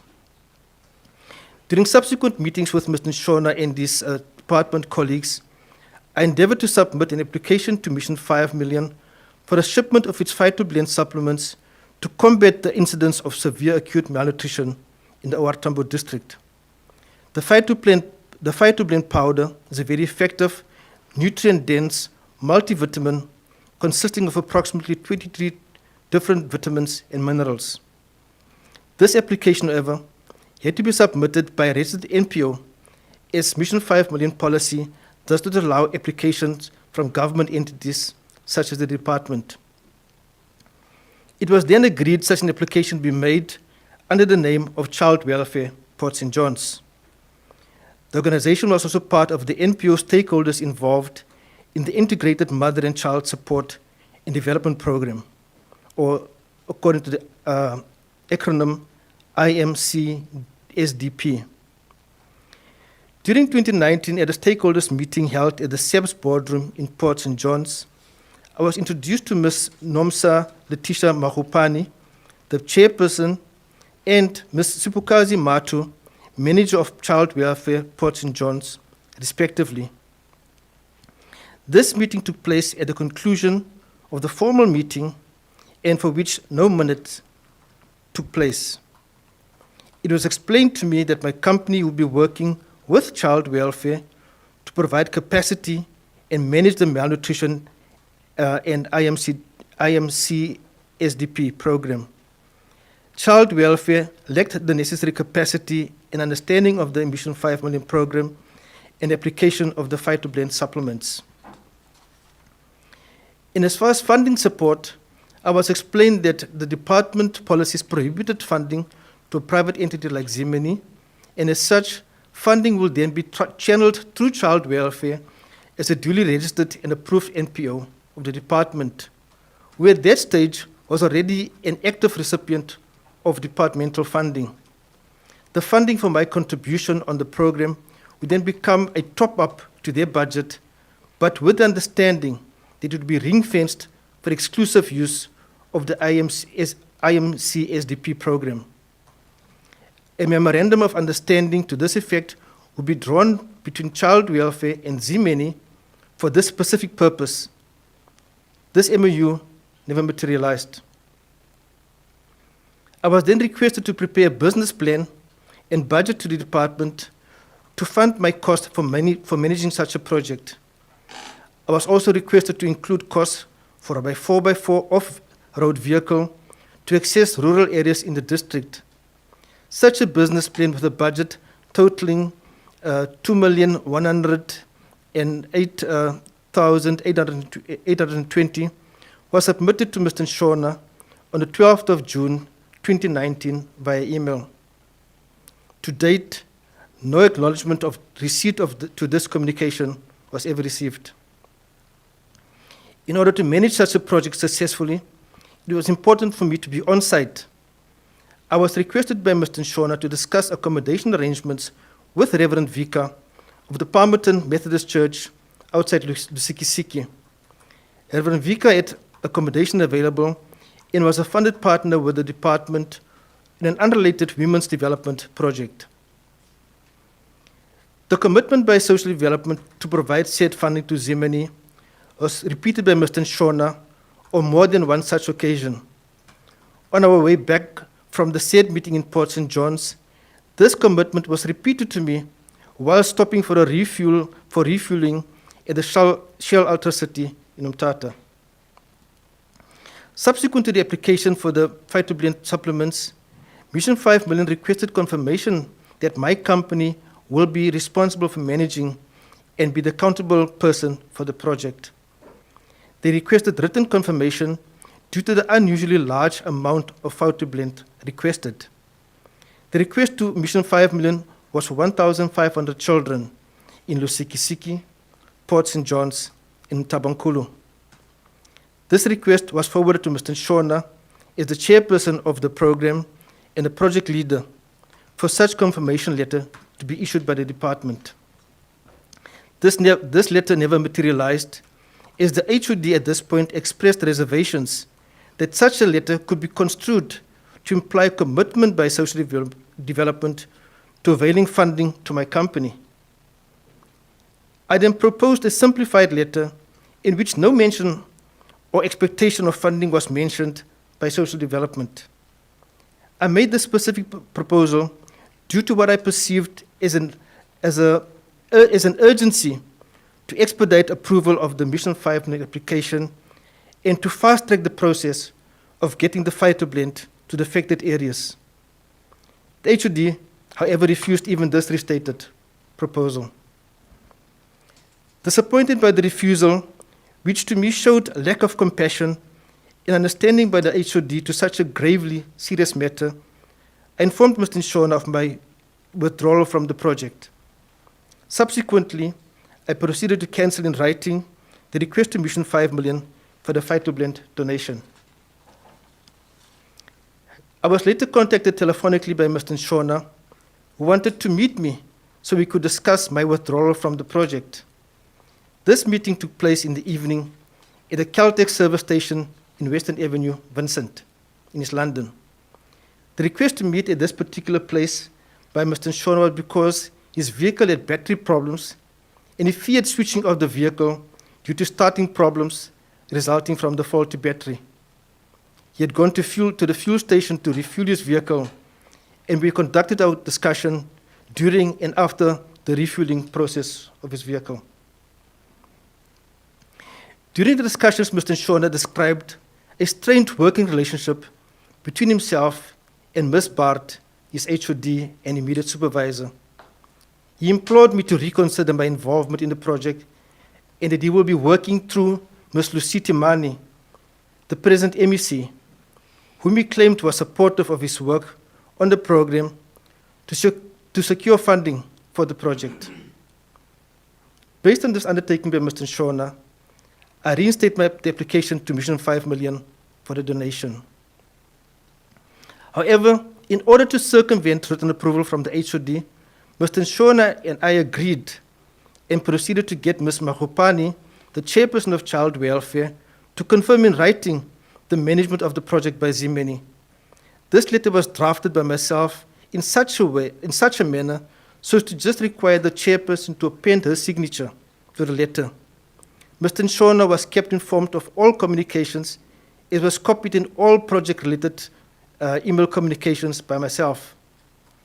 The redrafted application containing the signature from the Child Welfare chairperson was subsequently approved by Mission 5 Million.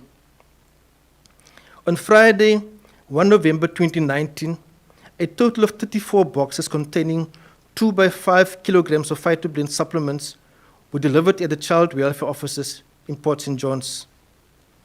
The supplements were to be distributed to the 1,500 children in Port St. John's, Lusikisiki, and in Tabankulu.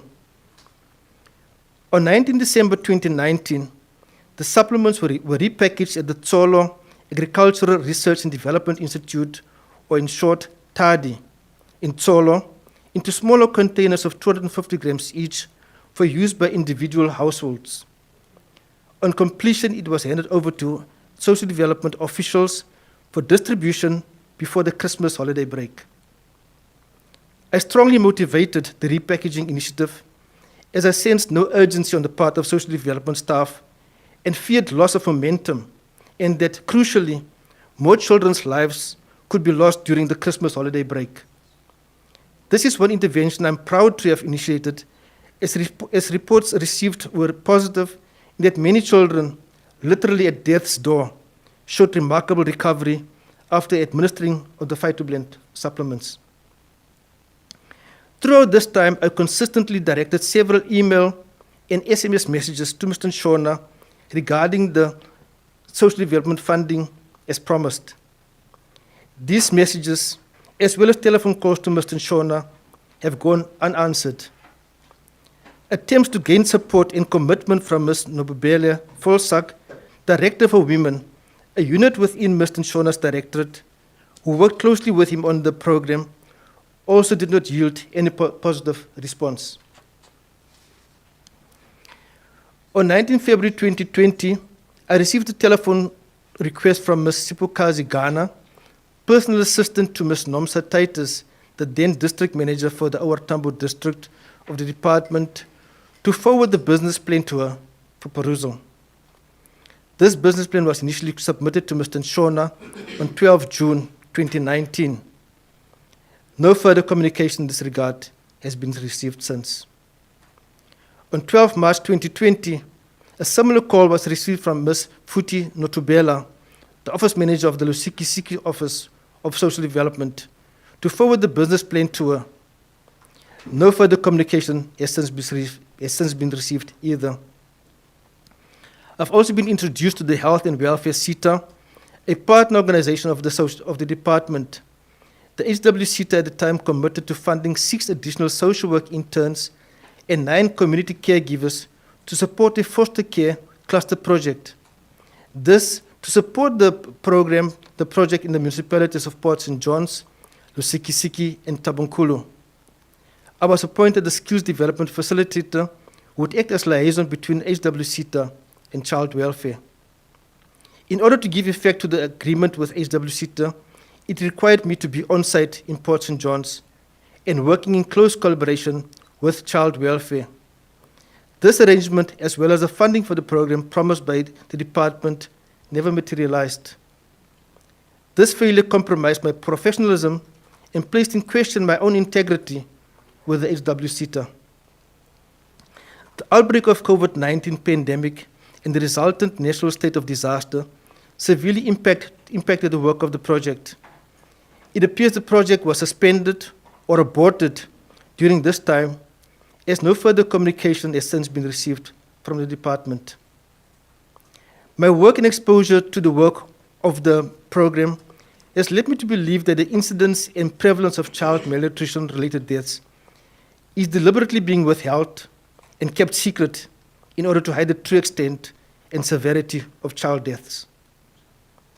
During various program meetings, statistics of child deaths due to malnutrition were provided by the Department of Health. These statistics painted a grim picture of the reality of child deaths. One such report, titled "Children Died Before Reaching 5 Years," as attached with the submission that I sent, reflects the following statistics of child deaths in Lusikisiki alone. 2018 to 2019, a total of 165. 2019 to 2020, a total of 150. 2020 to 2021, a total of 63. These statistics reveal an overall total of 378 deaths of children below 5 years of age in Lusikisiki alone. Statistics for other areas were only shared at meetings, but never made available as part of the minutes of those meetings. It is my opinion these statistics are deliberately being withheld from public scrutiny to avoid accountability for gross dereliction of duty. These child deaths are preventable and, in my opinion, tantamount to a silent genocide perpetrated by the Eastern Cape government against its children. The MEC adopted the IMCSDP program as part of a first 100 days in office program and attended its launch on 26 July 2019 at the Health Resource Center at the St. Elizabeth Hospital in Lusikisiki. At the launch, attended by various stakeholders, the MEC was extensively briefed through various presentations on the severity and extent of child deaths and severe acute child malnutrition in the area.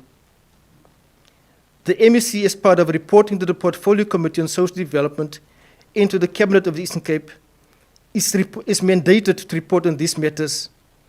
I have reliably learned the work of Zimeni on this program has been favorably reported and been commended at these forums by both the HOD and the MEC.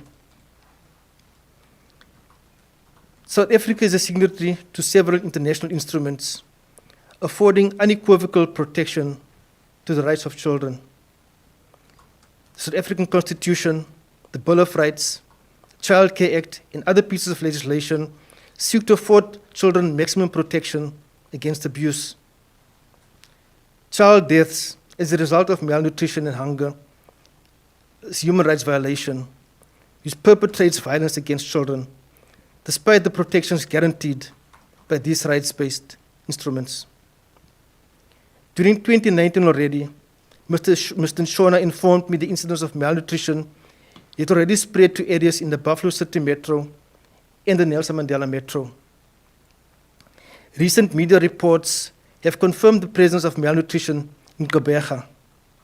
Thus, the incidence of severe acute malnutrition and child deaths have indeed shown significant increase, particularly during the COVID-19 pandemic, when many people lost jobs and livelihoods. The plight of children, specifically, also deteriorated sharply during this corresponding period and continues to deteriorate even today.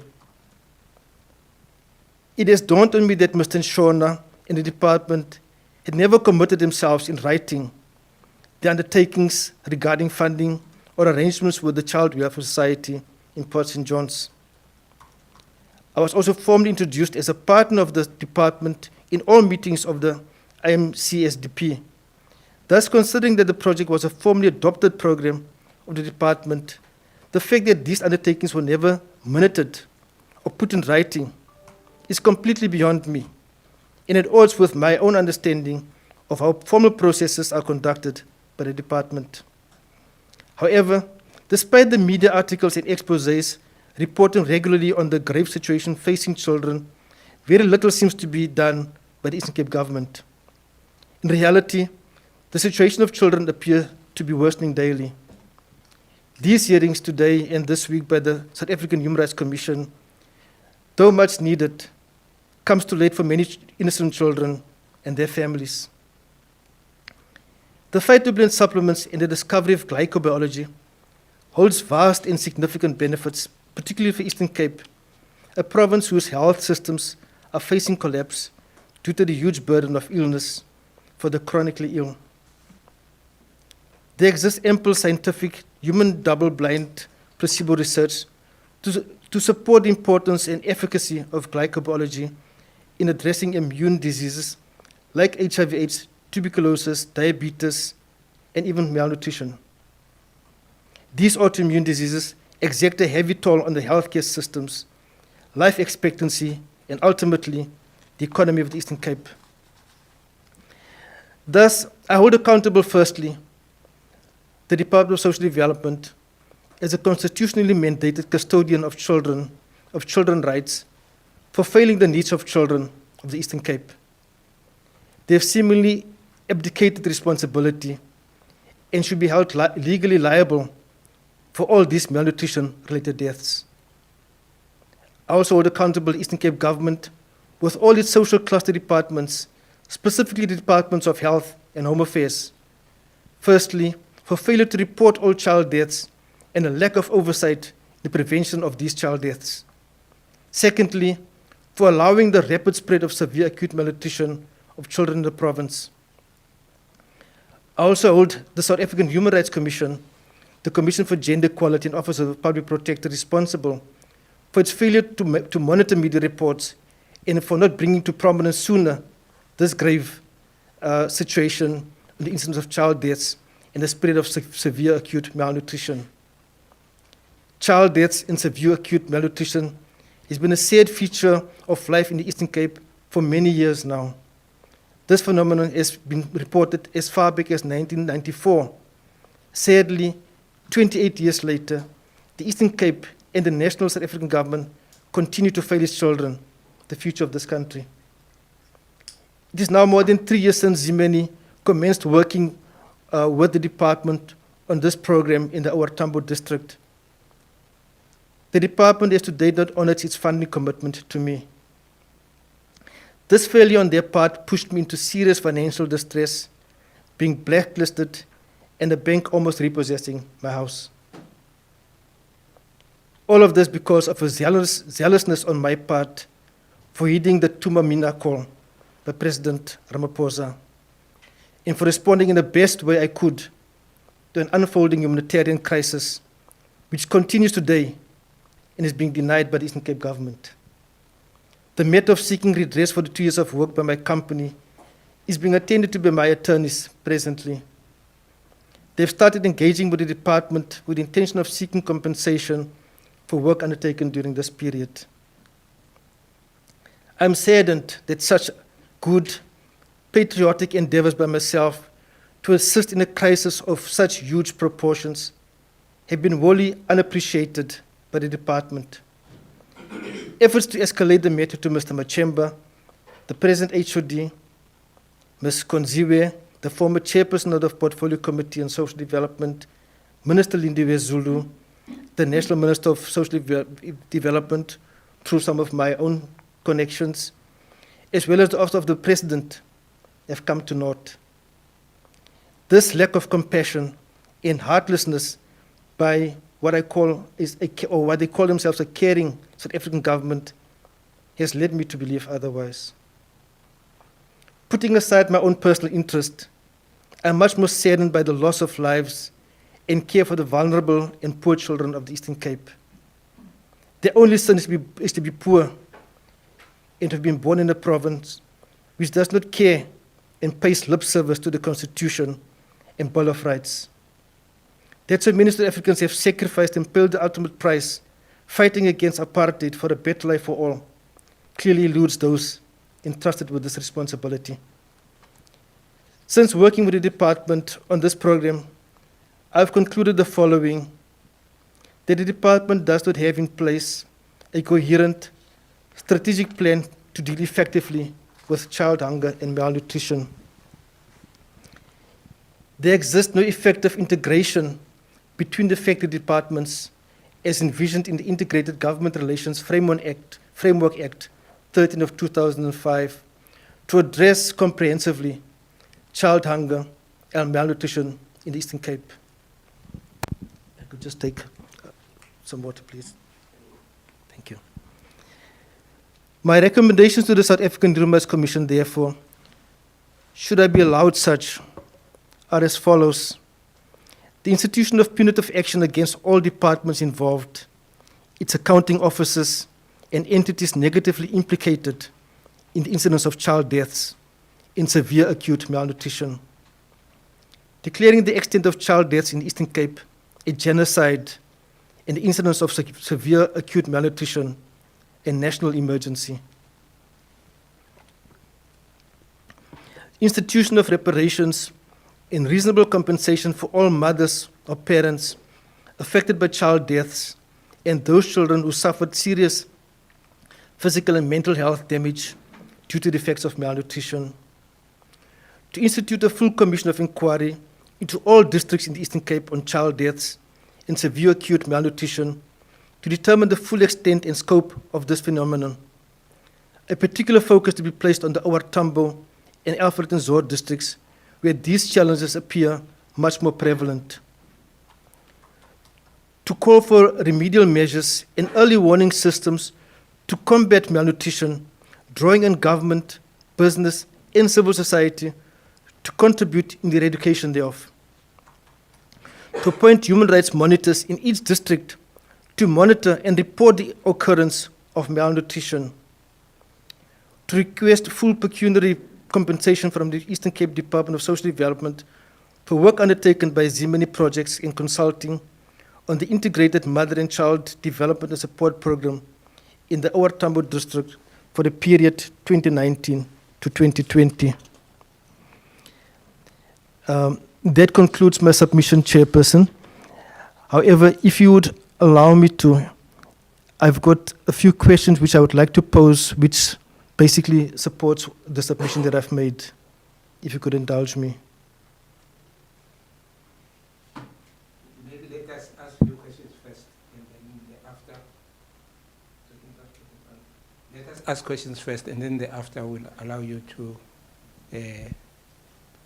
ask those questions that you want to pose to our. This in order. Thanks, Commissioner. All right. Okay. Just to save time, Mr. Chapter, I'm going to be brief, very brief. I've got only three questions. But as a preface to those questions, I would like also to declare that I was with you at the Truth and Reconciliation Commission. As you were stepping in, I thought I once saw the face, but I couldn't put the name to the face. And then also I had an opportunity at going to Craddock. And then when I saw the name Fort Galata, it reminded me of the Craddock Fort. And then I requested the Human Rights Commission team to take me to the museum where these people who fought for the freedom that we are enjoying today, where they are. And then I was disturbed when I saw the museum has been partly vandalized by the community. And I asked myself whether do the community realize what role did those four people played, Obo Koniwe, Fort Galata, Sperom Konto, and Sikelo Mhlaudi. But I'm coming to my questions. We hear you very loud and clear. We just want to find out. You are saying the department is hiding the statistics. So we'd like to find out what is your source? Where did you find the statistics of the children's deaths? And then before you answer it, let me put my three questions. And then my second question, I heard you saying either you were doing probation work or you are still doing probation work now. Then the question is, to what extent does food insecurity add to cause children to be in conflict with the law? Is there anything that you people pick up when you are doing or compiling the reports, the probation officers' reports? And then I heard your recommendations, and then you were also mentioning that the Human Rights Commission is not monitoring effectively. What would be your specific recommendations to the Human Rights Commission in exercising its powers, functions, and the mandate? So those are the three questions, Mr. Chapter. Please proceed, Mr. Chapter. Thank you, Chair. Indeed, Chair, sorry, Commissioner, just to also reflect on the period that we went through during apartheid and at TRC. It was tough. It was a tough time. And many times I wonder, when I look at where we find ourselves today, whether all of those sacrifices were in vain. But be it as it may, Chair, if I can just restrict myself to the questions that you've posed to me. And coincidentally, one of the questions that I was hoping to pose to you relates to the issue of stats. And I'm not sure, maybe perhaps if I could read it out to you now, seeing that it pertains specifically to this question. Yes, you may. Thank you, Chair. The question I was going to pose, Chair, Commissioner, was the statistics provided by the MBC Janti in this article here in this report, where it talks about 15 or 18 child deaths, for me, misrepresents the situation.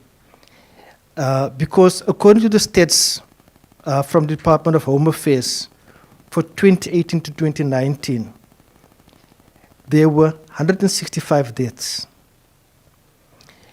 The stats for April to September, because in the article the then MEC talks about April to September, where they only had these 18 deaths.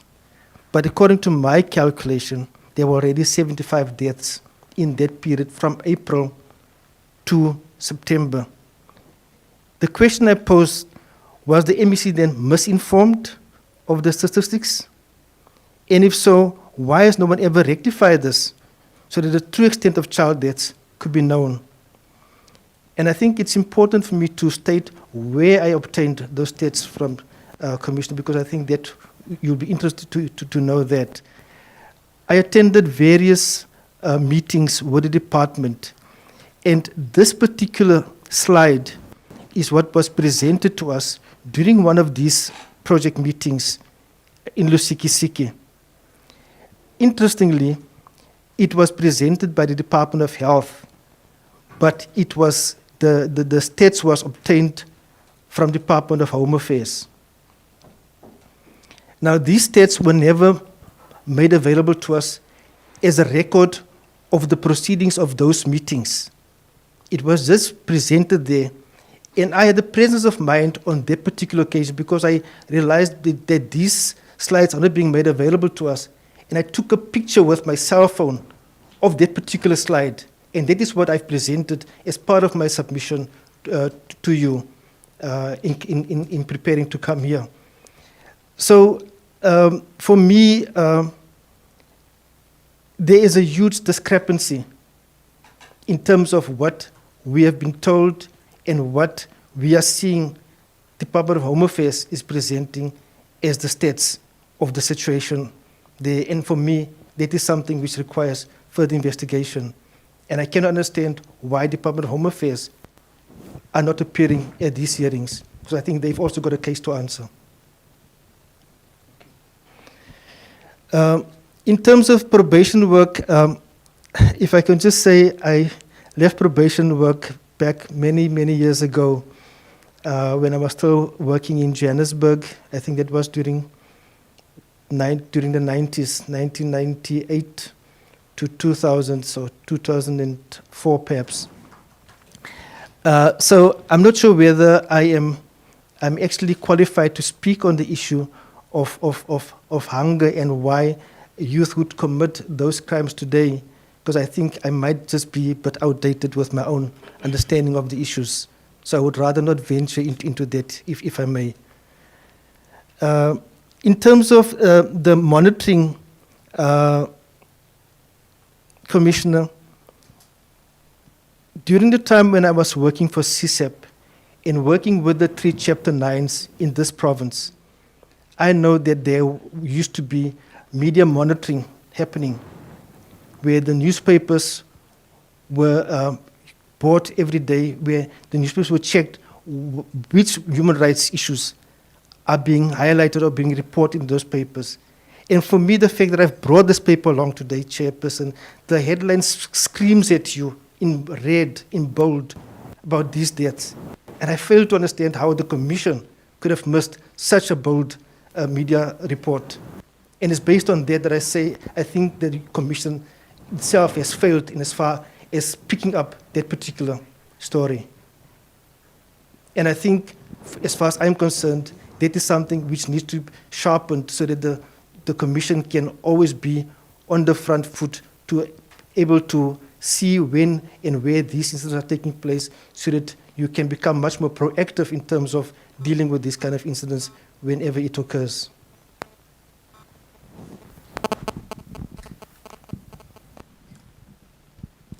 Thank you, Mr. Jafta. I do think that we're quickly going to take a tea break before Commissioner Makwetla will continue with her line of questions, and myself.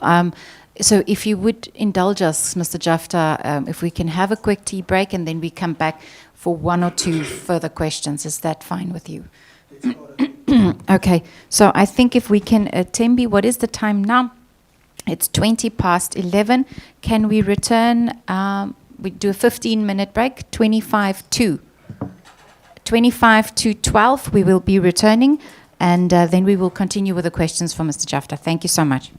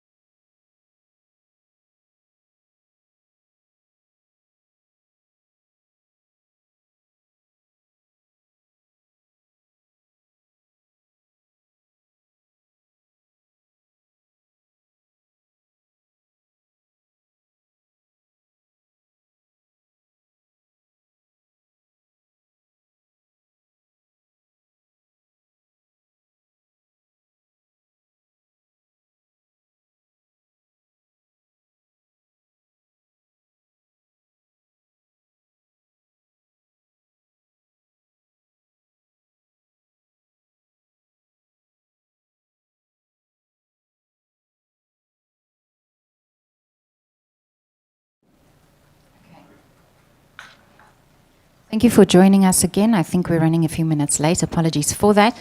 Commissioner Makwetla, I think if we can continue with questions from your side. Thank you. Mr. Jafta, at one stage you were introduced as a partner of the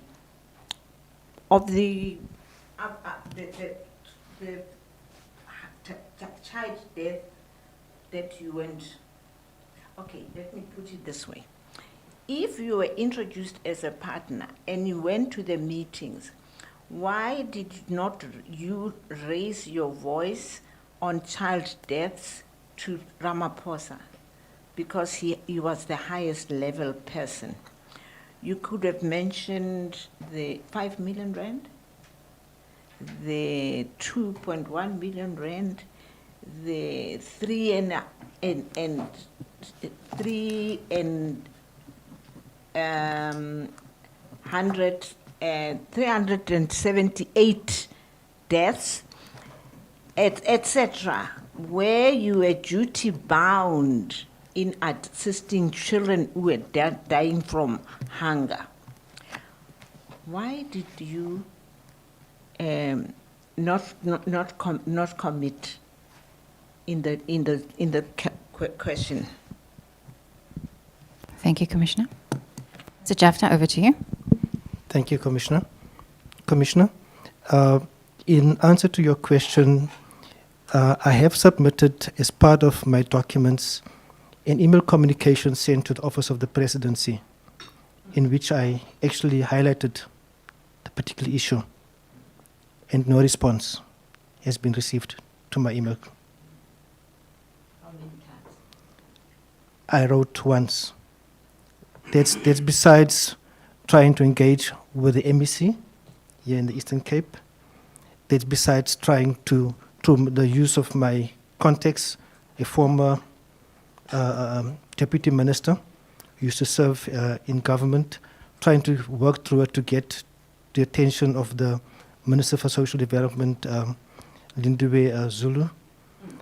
I've tried all of those channels, and none of them were successful. And you just let it go? Subsequent to those efforts, Commissioner, and I want to request your understanding on this matter. It was a particularly very difficult period for me, being without any income, having worked on this project for that period. And How long did it take you to work on the project? Commissioner, I started engaging with the department at a time when this article broke first. That was in October 2018. I gave up sometime during the course of 2021. I gave up because it was becoming too taxing for me emotionally.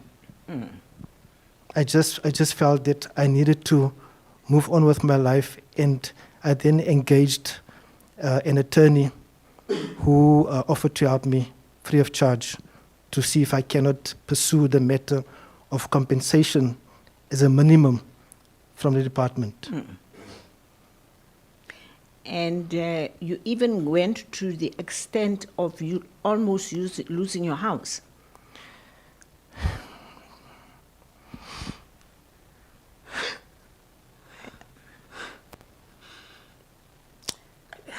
Yeah. No, I'm sorry to hear Commissioner, that. it was a very difficult period. There were times when I could not afford to buy electricity, where my account was blocked by the municipality. And I would sit in darkness with my family, wondering how am I going to get myself out of this situation. And coming here, it was not easy, but I felt it was the right thing to do, because having gone through all of what I have tried to do to draw attention, and Commissioner, I really want to, in as much as I've suffered, as much as I've lost, I'm an adult. I can fend for myself. today I'm working again. I can try to make up. But my concern, Commissioner, is more for those children that died, whose lives could have been saved. That is my concern more. And the fact that I tried knocking on doors, but I just found that officials were not interested. That for me is a sad part. Thank you. Thank you, Mr. Jafta. I think your submission was lengthy and very informative. So I got a lot from there. So my questions are not necessarily going to be very long. We take note of the fact that I think your professional relationship with the department is now under, has been referred to for legal intervention. So I'm going to park that as a matter almost which is sub judice. But more so, if I can summarize that portion of the submission without going into the legalities, do I understand it correctly that you are saying that there are or there were mechanisms in which the department can address child malnutrition, but because of a lack of commitment and a lack of follow-through, where you are now an example of that, mechanisms and urgent interventions are not undertaken by the department, with the result being that children are dying of hunger? Commissioner, if I could respond, I would say if you could just look at the timeline from when this story broke in October 2018, I wrote an email to the then HOD just the day after. It was a Sunday that I wrote this email to her. I only got to meet with the department in February of 2019. By June of 2019, they requested me to submit a business plan for funding. By December of 2019, they were still toing and froing, showing no urgency in terms of addressing child deaths and the malnutrition challenge. Subsequent to that was the outbreak of the COVID-19 pandemic, and things seem to have come to complete stop.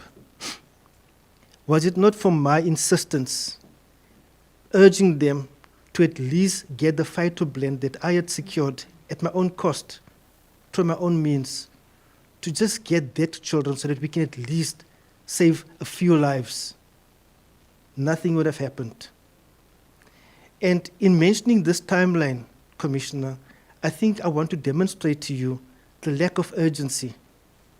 And I think throughout, because even then in 2019, Mr. Nshona, a chief director at the department, already indicated to me that there were also malnutrition reported in the Buffalo City Metro and in the Nelson Mandela Metro, and that we might also need to focus our attention there. What the media is reporting to us now in, was it last year, was it sometime this year, didn't come as any news to me, because I knew about this happening way back in 2019 already. So it shows to me there's no urgency. There's absolutely no urgency. There's no sense of wanting to change the plight of children. That is what I've concluded. Are you aware, though, of any other programs that are in place from the department?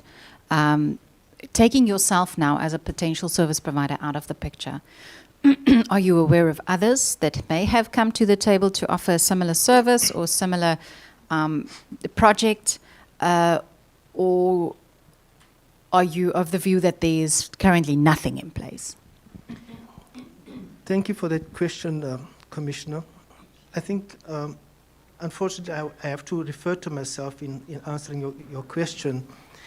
And suffice to say that at the time when I approached the department, I was the only non-government partner, role player, stakeholder that got involved. To the shock of my friends and my other professional colleagues asking me about the wisdom of getting involved in a project with the department, because they want me not to trust this department. And I said I'm inspired by my own sense of duty to respond here. So in that time, I was the only person or the only entity involved in this project. I do know that child welfare came aboard later on, but that was more so that so they could work through them to fund the project, to provide funding to me for the project, but that never materialized. I also know that at one stage, the Boardwalk Casino made a donation of some supplements to the community, but I think that was a once-off. And then I think there was another communications company, if I'm not mistaken, that was also involved, but I'm not sure to what extent they were involved. So as I'm sitting here now, I don't know. I'm not even sure whether the project, oops. Oh, sorry. So at this point in time, I'm not sure whether this project is still in existence or not. Thank you. I think what I'm gathering from that is that, as we've heard throughout the past 2 days as well, that there are efforts, but it does not seem like these efforts are being pulled together and streamlined and rolled out timeously, potentially. So that's what the submissions indicate to us at this stage. So yeah, I think that was it from my side. Commissioner Makwetla, any follow-up questions? I just want to say that I wasn't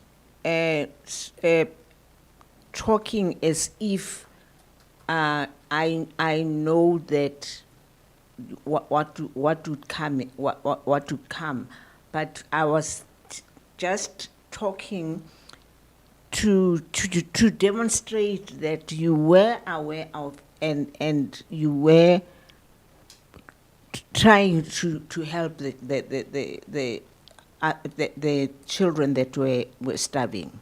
That's what I was doing. Any follow-up questions from your side, Commissioner? Okay. Thank you so much, sir. Just to alert you as well, once an entity or a stakeholder has been implicated by evidence before the Commission, it is also our duty to invite them to the table to provide a response. So our legal team is in the process of issuing a letter to the Department of Home Affairs as per your evidence to come and answer as per the information provided by you. So that is in the process of happening. Commissioner, if I could just, I had a few other questions still, but I think maybe as a parting note, I can provide you maybe with 2 minutes still, and if so that we can just keep to the timelines, Mr. Jafta, and then we will be releasing you. Thank you, Commissioner. I think some of it has been covered to some extent, but just for the sake of completeness, if I can then say, the question is then, why is the Department of Home Affairs not yet to account and verify the child death statistics for children died under the age of 5 years for the Eastern Cape, so we get a complete picture? The next question is, why is Contralesa and the Eastern Cape not represented here to also give their perspective on child deaths and malnutrition? The Daily Dispatch story broke during October 2018. Following the timeline and time lapse since this period, what tangible measures have been taken to alleviate malnutrition and save children's lives? MEC Lucite, in the presence of the media and various stakeholders, launched the IMC SDP program during the first 100 days in office in 2019. What tangible steps has the department taken regarding child death since then, particularly in light of the 67 million rand returned to Treasury? The department vehemently, in brackets, denies making any financial commitments to Zimeni. Did you also deny the statistics provided and acknowledge the gross dereliction of duty in respect of these deaths, which could have been prevented? The last question is, which other interventions besides the phytobillion supplements that the department have in place to address child deaths and malnutrition, and what success did these achieve? Thank you. Thank you. Thank you, Mr. Jafta. I think that has brought us to the end of your presentation. Thank you so much for coming to the table and your submissions. And yeah, with that, we are releasing you. Thanks so much. Thank you so much. Okay, we are moving towards the next presentation. Tembi.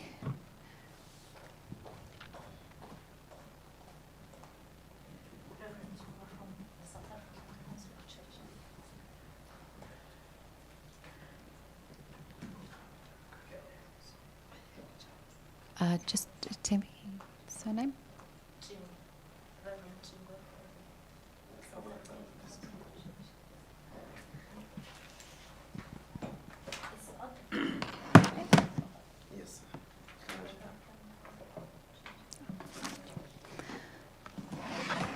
Good afternoon, Reverend Chingwa.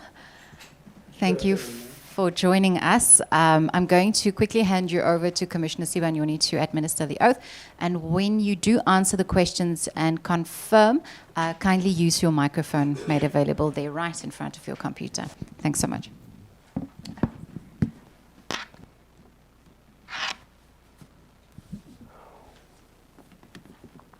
Molo Mfundisi. Molo. Sure, Commissioner. I am going to administer the oath, but before doing that, we allow people to choose between taking the prescribed oath or if they've got an objection thereto, then we make an affirmation. And then I would like to find out from you whether, do you have any objection in taking the prescribed oath when, before you make your presentation? No, Commissioner, I don't have any objection. Right, and then for record purpose, because the proceedings are being recorded, can you just repeat your full names and surnames? My name is Lulama Nchingwa. My name is Lulama Nchingwa. Right, do you swear that the information that you are going to present will be the truth, the whole truth, and nothing but the truth? If that is the case, will you please raise your right hand and say, "So help me God"? So help me God. Thank you very much. You may then start making your presentation and speaking through the microphone. My name is Lulama Nchingwa. I am the president of the South African Council of Churches in the Eastern Cape. I'm an Anglican priest. I live in East London. I think I should end there. And the gist of the information that you want to share with the Human Rights Commission? I would like to share my experience in terms of child malnutrition, but also what the South African Council of Churches is doing to make sure that a child is protected, a child get food. I think that's what I'll be talking about, and I will be talking about how, as the SACC, as we call it, how we try to bring in other organizations to work with us in terms of ensuring that the child is safe. I think that's what I'll be talking about. I'll be talking about the church itself, what contribution it brings. I will talk about how we work with government, especially government departments. I will talk about other organizations that we work with as I make a presentation. Thank you, Chair. Chair, I wanted to first appreciate that the SACC Eastern Cape was invited to participate here.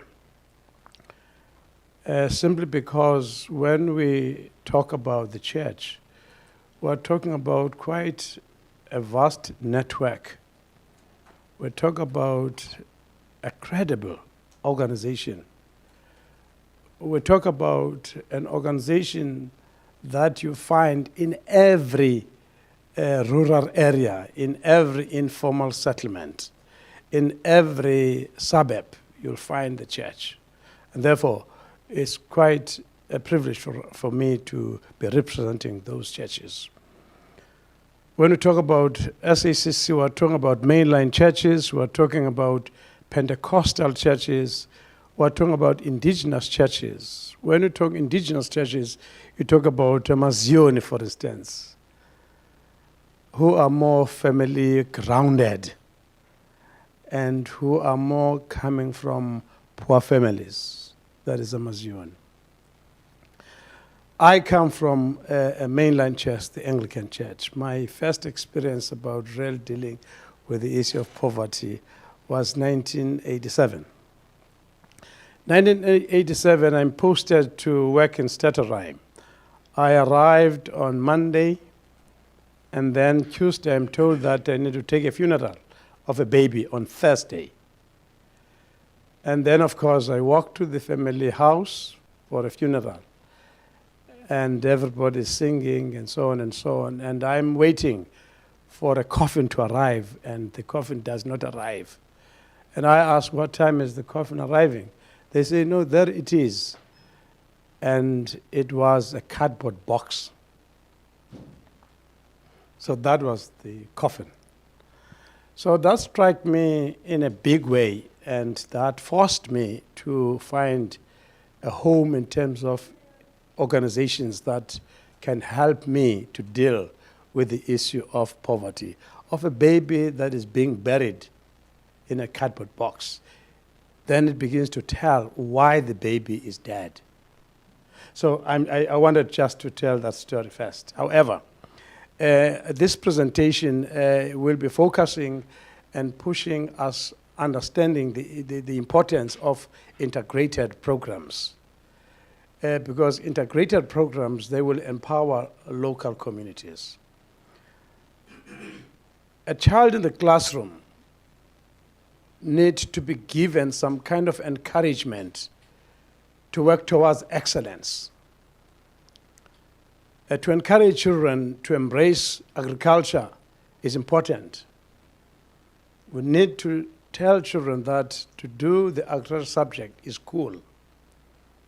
SAC Eastern Cape would like to submit that child at the center investment. In other words, we need in our investments talk about the child and look at the child. And I think that we do this by focusing on what we call early childhood development centers.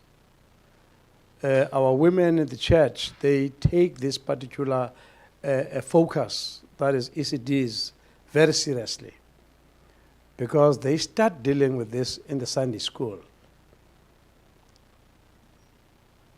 And the issue, therefore, of food security becomes also important for them by encouraging all churches to, and these ECDs to have vegetable gardens or food gardens.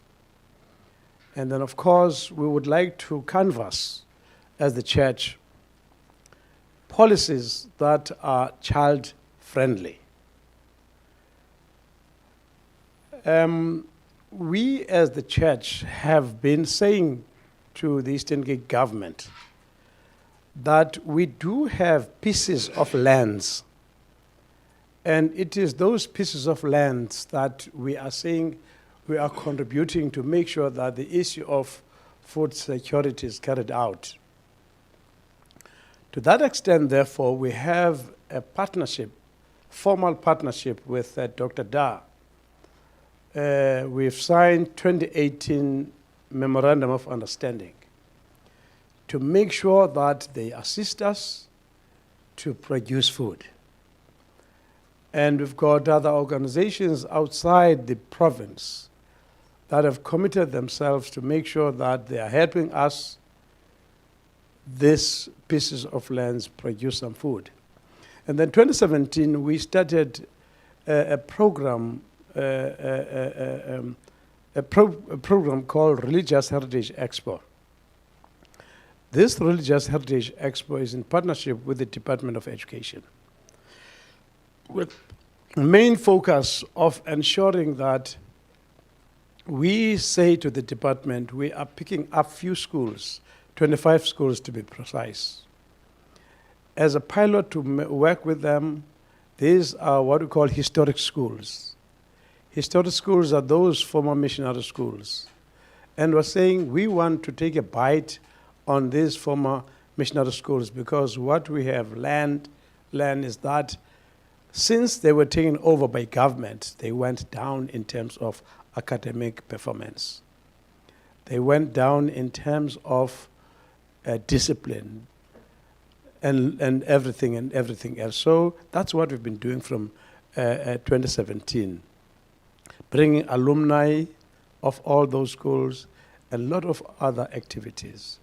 Because of that expo, which we do in these schools, we managed to say to the Department of Agriculture, all these schools we're talking about, they've got big pieces of land.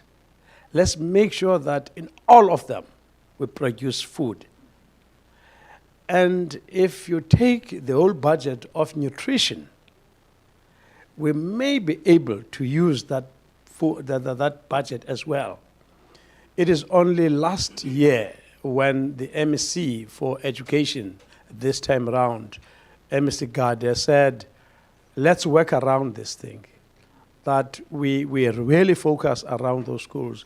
If we want children at that level to take agriculture as cool, let's work around this. 2, let's make sure that on those lands we produce some food for these boarding schools.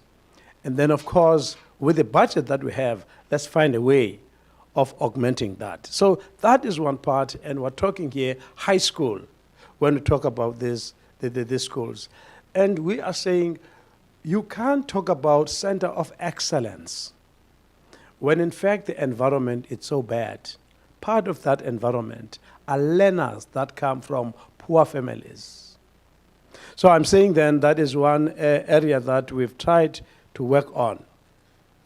And then, of course, as the SACC, the way we try to function in terms of integrating our pastoral care, we engage our church leaders in subcommittees that speaks to different things, but the thrust of these subcommittees is to look at safe and stable family, all of them. The first one is around church land. I talked about that already. The second one is around your property and fundraising committee. The third one is around your social relief of distress, which I will talk about. The other one is education and training. The fifth one is gender-based violence. And then the sixth one is your ethics and clean governance. And then the last one is media and communication. All these, all these, they speak to one another.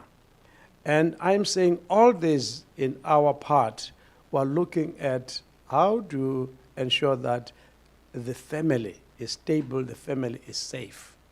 How do you do that? And we believe that all these 7 will speak to that. Because part of the issue in dealing with this problem we are dealing with today is around communication. Government is doing a lot of work.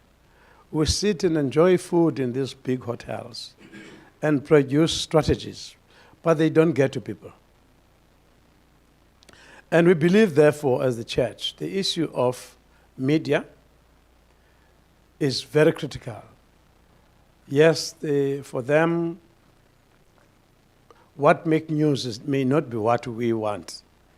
But I think it's important to push the media to actually ensure that things are communicated. So the issue of communication for us is quite critical. The issue of ethics, how we do things, why we do things in that fashion is important. And of course, the issue of clean governance. I think we can sit and talk here. But what we've come to realize is that there is money. But corruption is at the stage of things. And as SEC was saying, corruption is not our culture, and it cannot be culture of anybody else.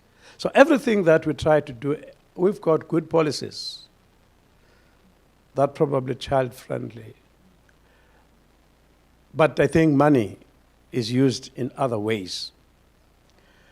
And the issue of gender-based violence, therefore, women in our church are beginning to say, you will notice a child in Sunday school that the behavior of the child, there is a problem. They will say that at the ECD level, you'll notice the behavior of the child, and you need to work on that child immediately. Whether it's sexual behavior, sexual violence happened to the child, or the child is hungry. You see what I mean? So they say that becomes very important for them to begin to work around that if we're going to deal with the issue of child malnutrition.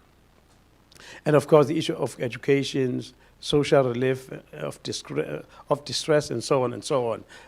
These kind of subcommittees for us are very, very important in order for us as the church to focus. I'm not going to talk more about the church land because I think we've done that. But I think the biggest challenge we have is that, again, we have an MOU with the department. But to be honest, we don't really get resources to actually do the work. The resources to implement the MOU. And if, therefore, we're not getting resources from government to implement the MOU,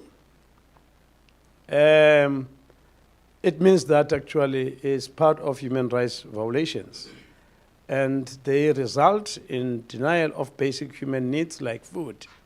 Because the reason we have an MOU is to make sure that a child is fine. I also wanted to talk a little bit about the impact of, I will borrow this slide somewhere, the effects of malnutrition across. And I think that it is important for us as the church to understand this, that at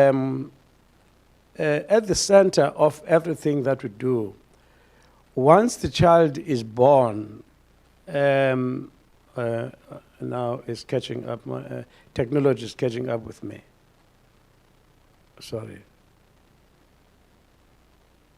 I'm sorry. But I think we're saying that then, the issue of malnutrition across is quite important. The baby low birth weight, we make sure that once we see a baby low birth weight, that's a problem. And also when we look at overweight baby, again, that is a problem. But when we talk about baby low birth weight, you talk about inadequate food, health and care, frequent infections. You talk about a child stunted. You talk about you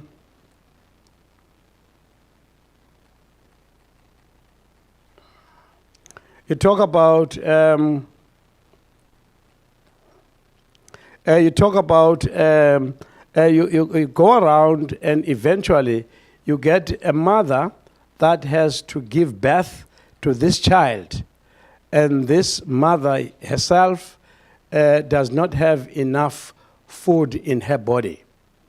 And then we believe that this is quite a big problem, because if the mother is not fully fed and produces a baby that is not okay, that is going to become a problem. But let me pass that. But I think that it's something that we need to look at. And then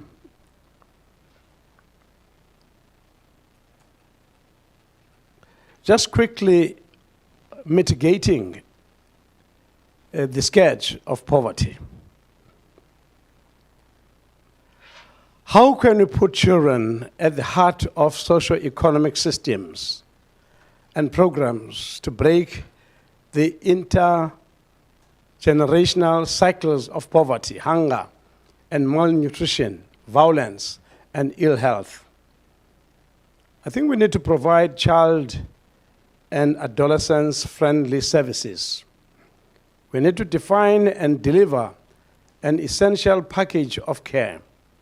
We need to build a workforce for child-centered food security, safety and security, and healthcare systems.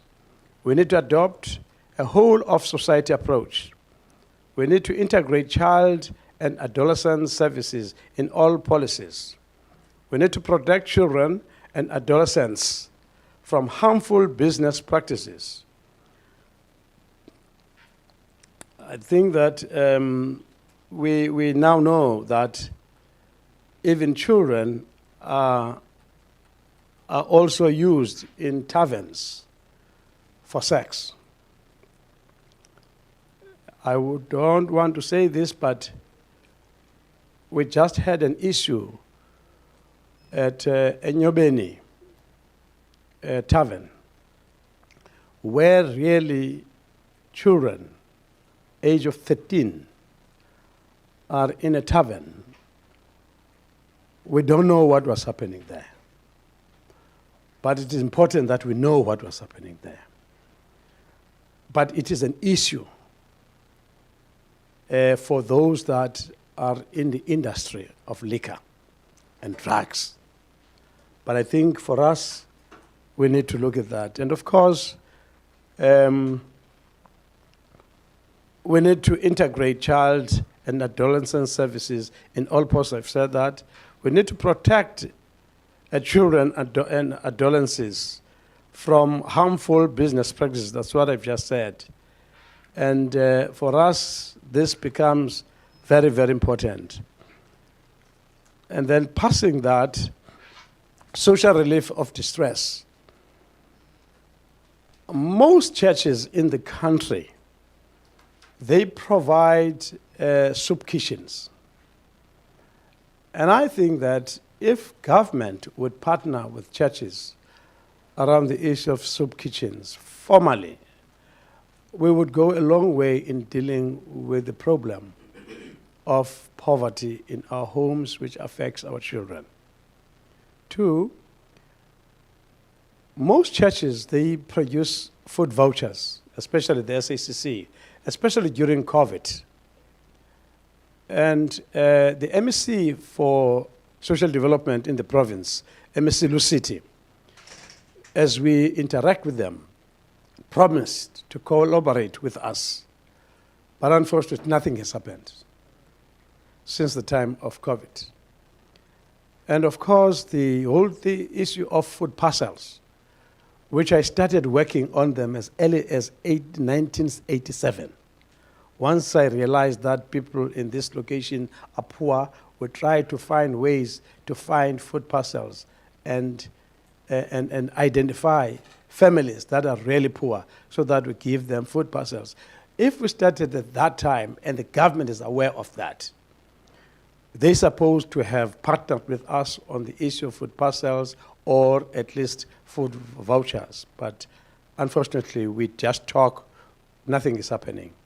And food bank, this is one other essential that we try to look at.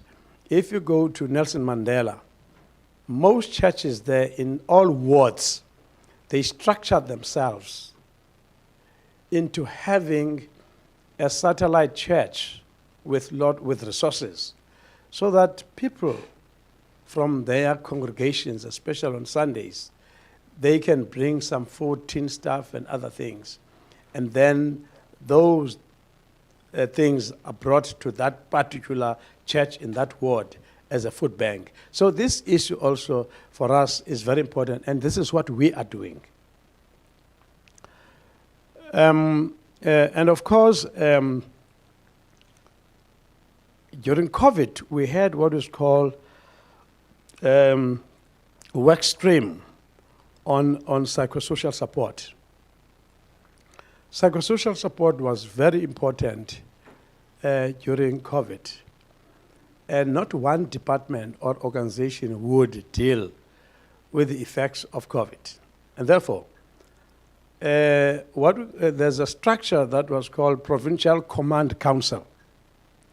Provincial Command Council, fortunately, were invited to serve there, and we did. And then SACC and Social Development as the department were asked to actually produce some kind of a program around psychosocial support, which we did.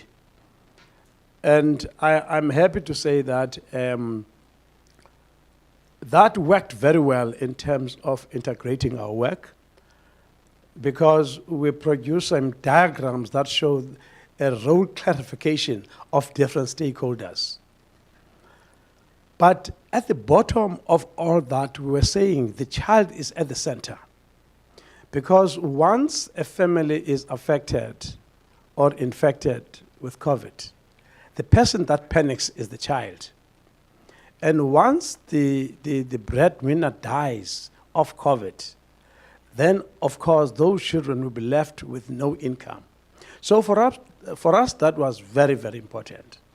The issue of providing psychosocial support, and this is something we continue to do. And of course, we mobilize people at a local level. I think that becomes very important for us. And then gender-based violence. Perhaps let me go back to psychosocial support. Tomorrow we're having a meeting with Social Development as SACC to begin to look at long-term intervention on psychosocial support with the families of the Enyobeni victims. We're bringing some national church leaders to spend time with that community, because at the end of it all, yes, children have died, but they've got friends, and those friends are still alive. They still go to school, and their families, we need to deal with that. Yes, we do this one off camera. In other words, it's going to be done quietly, looking at the families, looking at the children around Nyobeni, and not only Nyobeni, but this will give us strength to actually deal with other taverns around us. Remember, there is stipulated space between the church and the tavern and the school and so on and so on. We need to look at those.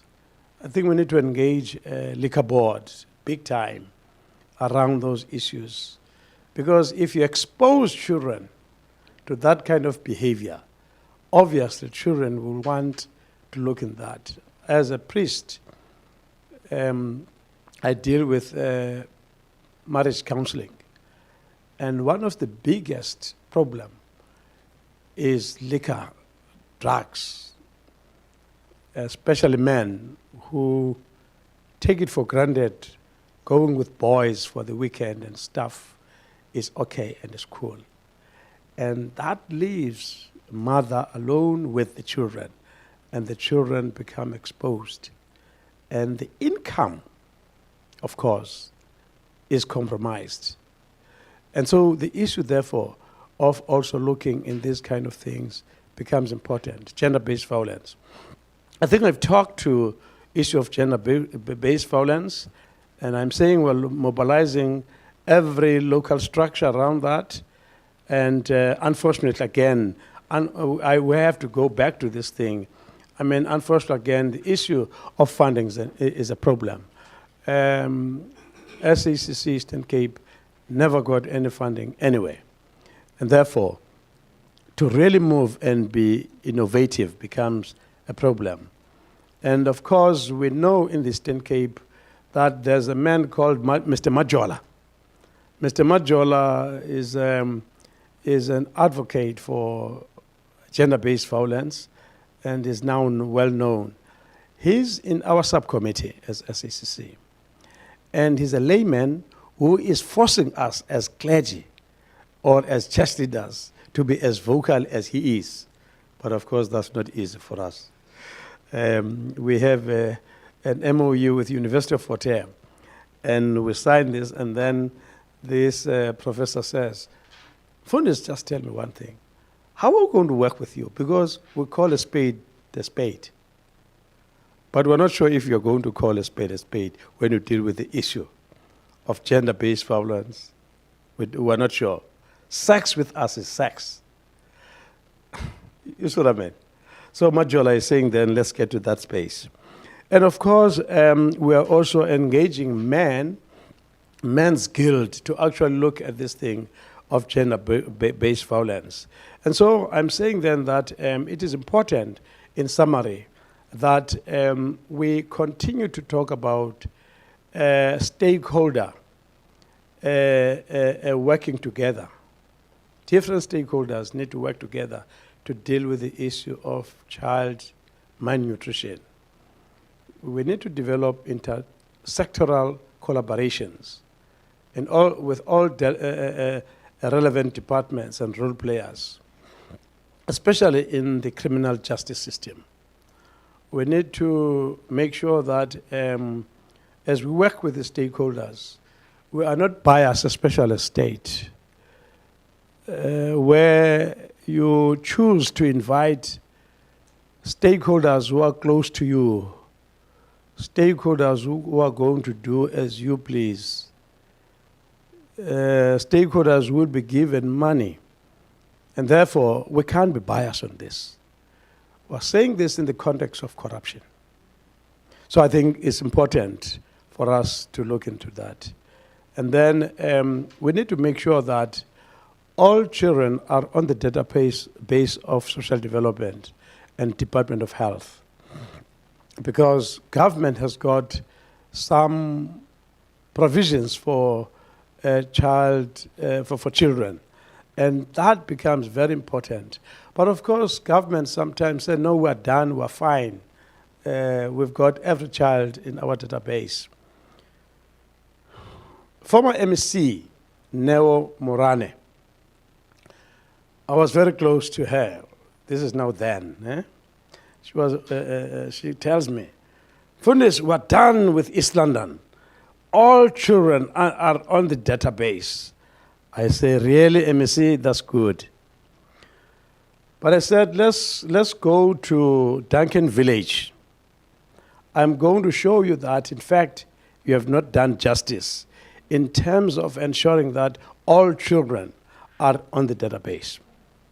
And then we went to Second Creek. And then she said, no, we never came here. And then, of course, we collected children. And then we enrolled children.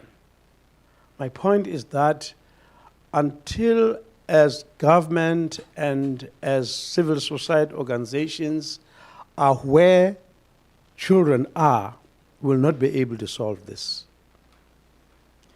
And of course, it is important that we look at this thing and we put the child at the center. The latest incident I wanted to report about is I lived in Gunubi for more than 20 years. Gunubi is a suburb going this way, Transkei. And there's an informal settlement there. We decided to do door-to-door to just check what is happening in the households there, household survey. We discovered that many in those households, one, there's a lot of unemployment. Secondly, there's a lot of crime. Thirdly, there's a lot of sexual exploitation. Fourthly, police do not respond as victims would like it to be. And we are working with Human Rights Eastern Cape, this office actually. They are part of the stakeholder that we're dealing with this. One clear story consistently, the mother will be told by the daughter that your boyfriend is having sex with me by force. And then the mother will say, we can't report. Because if we do, that means we will not have a shelter. 2, that means we will not have food. 3, you will not be able to go to school. I'm saying then, this is one issue that indicates that power sex becomes critical as we deal with this. But for survival of a child, again, you want to keep quiet as a mother or as a woman. I just wanted to end there. Thank you, Chair. Thank you so much, Reverend. Commissioner?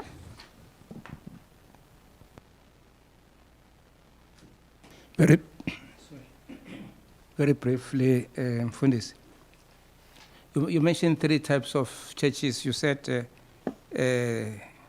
mainline, Pentecost. I missed the last one. Indigenous churches. Or indigenous churches. And I even said Amazioni. Itigela. Oh. Hallelujah. Yes. Yes. But the main line and the Pentecostal have got an advantage of having tracts of land where they can invite people to utilize the space to do the food gardens. Unlike the indigenous, they don't have. Yes. You will agree with me? Yes, yes, Commissioner. Okay. And then my second question, it's not a question, it's a comment. I appreciate the fact when you say you were encouraging children to take agriculture as a subject. Why I'm mentioning that is because I think we are of my same age. In the past, when a learner comes late, the learner was forced to go and out into Chan to cut grass. It was like a form of punishment. Yes. That's why you find people who say, I want to go to till the land, to dirty my hands, because of that stigma of, in the past, it was a form of punishment to go and work the land. Then nowadays you are encouraging that they should at least have a passion to utilize land so as to fight food insecurity. It's correct, Commissioner. To an extent that the provincial government, Provincial Department of Education in the province, they've since we've been in this partnership with historic schools, they've since identified other schools that are going to be called agricultural schools. Because we're saying we're a rural province, and we're saying we need to start early to engage the issue of agriculture. We need to make sure that our children understand agriculture. So for us, that becomes important.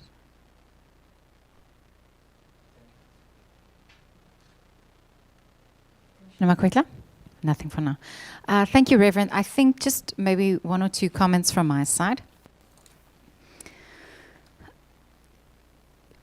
The theme that is coming through is that equipping our communities to undertake agricultural activities is very important in terms of fighting the scourge of child malnutrition. Now, you've made mention of the Provincial Command Council, this intersectoral body that was very much at the forefront during COVID. Don't you think it's time for such a council or the reinvigoration of this council potentially to address child malnutrition and the death of children due to a lack of food? Why I'm saying that is you've also indicated that this is a multi-sectoral approach and there are so many key stakeholders that can come to the table. You've indicated that MEC of DSD promised to collaborate on the food vouchers issue. We've indicated MEC Khade that has assisted you with the school rollout programs.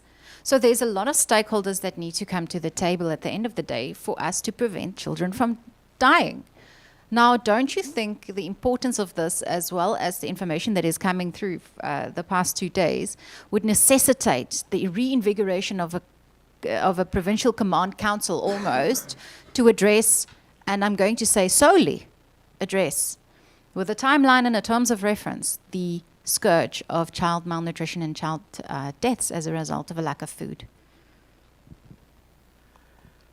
Multi-sectoral approach is always the best option on any issue. I worked as a CEO of Eastern Cape AIDS Council when it was started. And that was the only approach to deal with the issue of HIV and AIDS. And I think we managed to have an impact on communities around the issue of HIV and AIDS in a big way. I'm not saying infections have stopped, but it had at the time a big impact.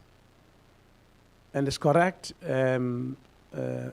Provincial Command Council in this province had a big impact on society and communities. The DG, Mr. Sagoni, when he gave a report in ANC Lekgotla, he said this approach and this psychosocial support, which brings almost all departments and stakeholders together, he was saying it's the first time as the province to have this kind of impact. That's what he said. I think if you can go back to his reports, but fortunately I was in that meeting. But the point is that I will agree with you that it's something that we may want to look at. Thank you so much. We actually have the DG this afternoon at 2 o'clock. He will be joining us. I will put that to him, and we will challenge him potentially to reinvigorate this command council and potentially to address this head on. Then just a quick comment from your side. As the Council of Churches, you have a reach of so many people within the communities. Now, I'd like your comment on, number one, the information that we've received yesterday, that approximately, is it 35% of all produced food in the country goes to waste. 40%, I think, in terms of everything, including imports. So let's say the food that is able for consumption, 40% of that goes to waste in South Africa. That's in terms of the studies that have been done by CSIR, my understanding. So that's the comment. Now that secondary to UNICEF presented on child nutrition, and that potentially some food are not necessarily as nutritious as it should be, which is then consumed by kids. But that also has it comes from a lack of information perspective. So our communities don't necessarily know that the food that they are consuming or providing to their children might not be the most nutritious. Let's say from the hypotheses that it is available. Maybe they do have an opportunity of a backyard garden, etc. Do you think there's an opportunity for the council to come to the table and vigorously inform communities on information about food? Vigorously so in respect of what is healthy and what is not healthy. Vigorously so in terms of breastfeeding benefits, basic principles that the World Health Organization are proclaiming, and aligning and spreading the information so that the communities at large have access to this information. I'm not saying that's your responsibility. I'm saying that might be an opportunity. That, and in respect of food wastage, where you also have a reach in terms of the private sector, where your members are coming from the private sector. Your members are CEOs from large manufacturing and production companies. Yesterday we heard that the biggest culprit in respect of wastage is your production company in terms of packaging and manufacturing.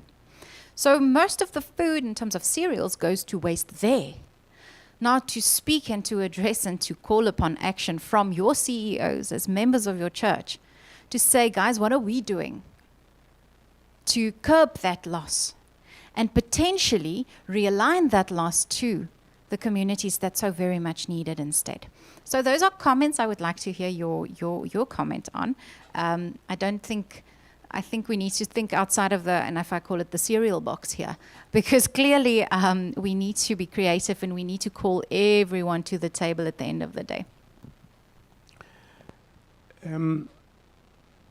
Chair, I think it's something that we can do. When I say can, I'm talking specifically about the word vigorous, because we are doing something around that, but the word vigorous becomes important. The former MEC for Health, Botswana, he was almost confused when we were engaging him about breastfeeding. And as the church, we were very strong and we're very clear that breastfeeding is important, because the best nutrition for a baby is your milk of the mother.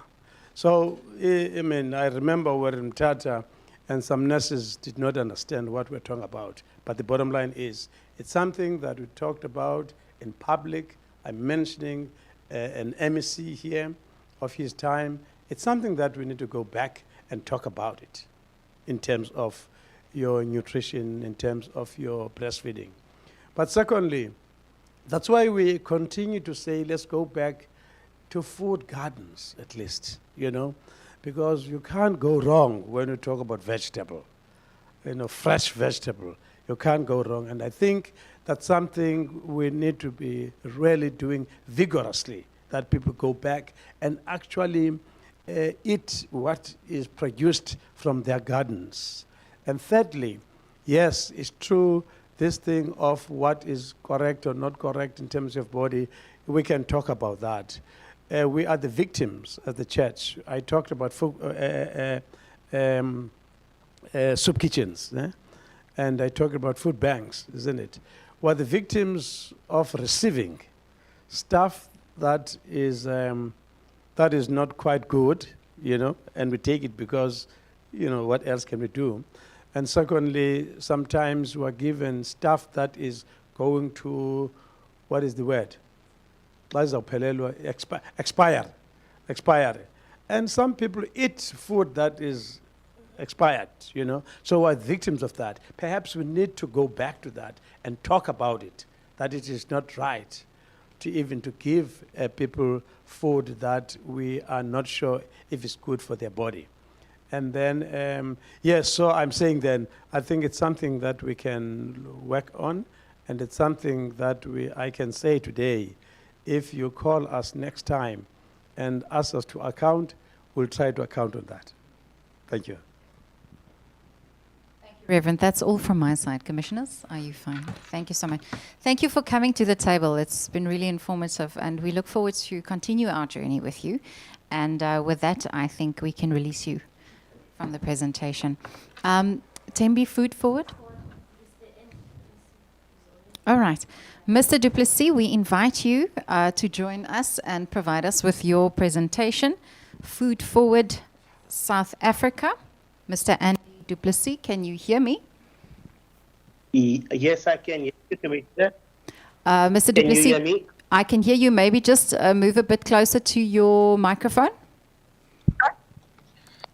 Is this any better, Commissioner? I think, Commissioner? Are you fine, Commissioner? We can hear you, Mr. Du Plessis. I'm going to hand you over to Commissioner Simanyoni for the administration of the oath. Thank you. Thank you, Mr. Du Plessis.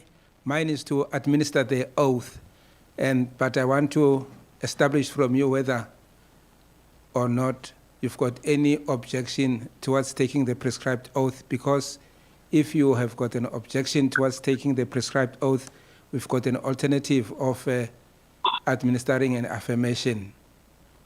May I find an indication from you? I have no objections, Commissioner. Right, thank you. For record purpose, can you then just state your full names and surname? Andy Duplessis. Do you swear that the information that you will give shall be the truth, the whole truth, and nothing but the truth? If that is the case, will you please raise your right hand and say, "So help me God"? So help me God. Thank you very much, Mr. Duplessis. You may then take the time to make your presentation. We are listening to you.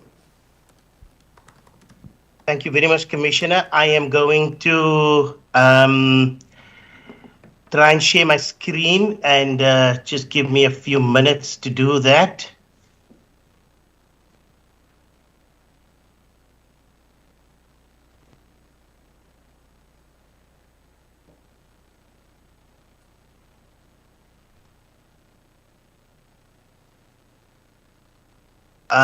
Can you just confirm it's loading? Can you just confirm whether you are able to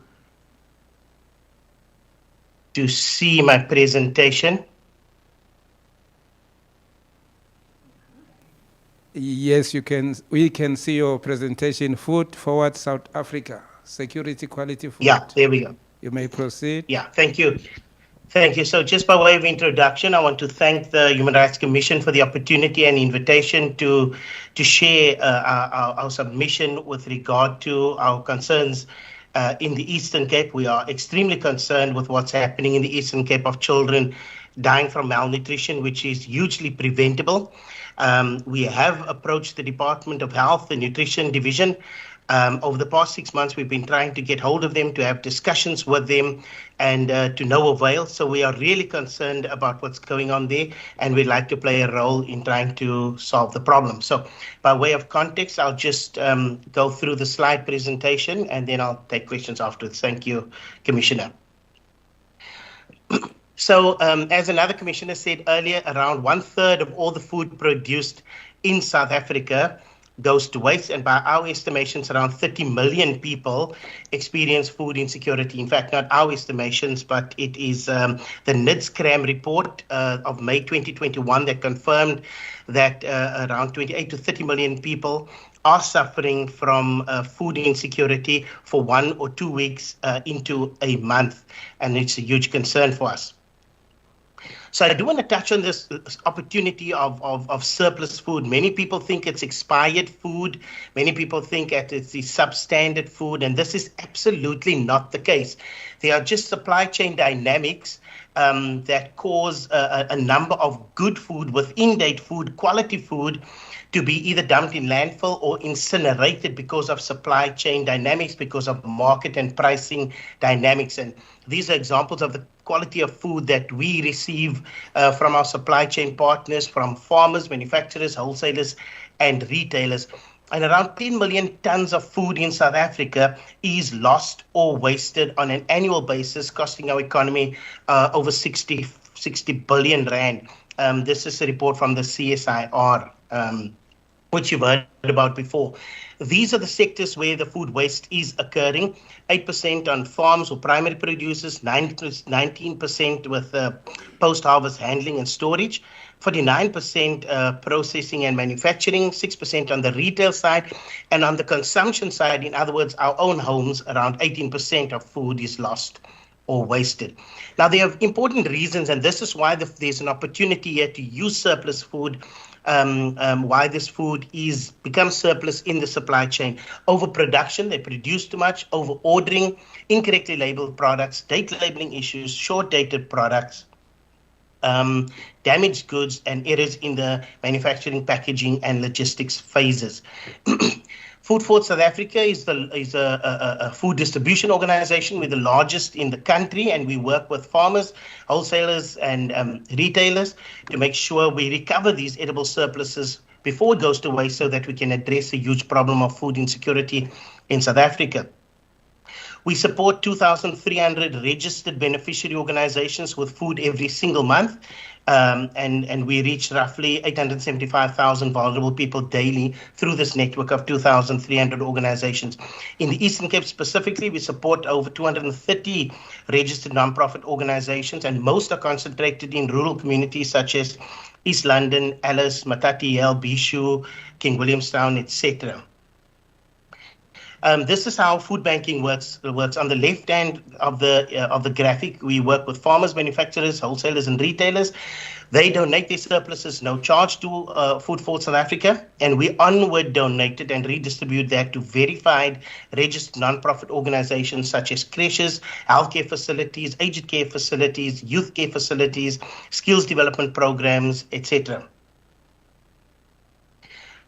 We operate in all 9 provinces, and we have warehouses across the country. Our trucks go and collect these surplus foods from our supply chain partners. We bring it into our warehouses, and I'll explain later a bit about that. So these are the programs we undertake, what we call warehouse food banking, where we source, collect, store, and distribute edible surplus food from farmers, manufacturers, and retailers. We check it, sort it, store it, and then redistribute quality within-date edible surplus food that is just surplus throughout the supply chain. We also have a digital platform where we connect our beneficiary organizations to our retail partner stores, Pick n Pay, Woolworths, Food Lovers Market, and Massmart stores, where they collect surplus food, quality food from a store level, and interact on a digital platform, but there's no digital costs or data costs. Those are all reverse billed to Food Forward South Africa, so beneficiary organizations interact on this system at no cost. We also have a very specific program called Second Harvest, where our outreach program to farmers. So when a farmer is harvesting for a retailer or manufacturer, those retailers and manufacturers require very specific specifications for goods, specific size, no blemishes, particular color, and anything that is outside of those parameters, while it's still good for human consumption, it may not look as good for a Woolworths, for example. Those goods are still good for human consumption, and they donate those surpluses to Food Forward South Africa. And there are benefits to farmers, and the reason why they donate to us. With some surpluses, we make for example, if we get surplus tomatoes, we make our own tomato jam and other things as well. We also have a program called our Mobile Rural Depot Program, and this is where I mentioned that a lot of our food goes into communities such as East London, Alice, Bishu, Matatiele, King Williamstown, and on a monthly basis, we take food into rural communities to make sure we address the problem of food insecurity at rural level.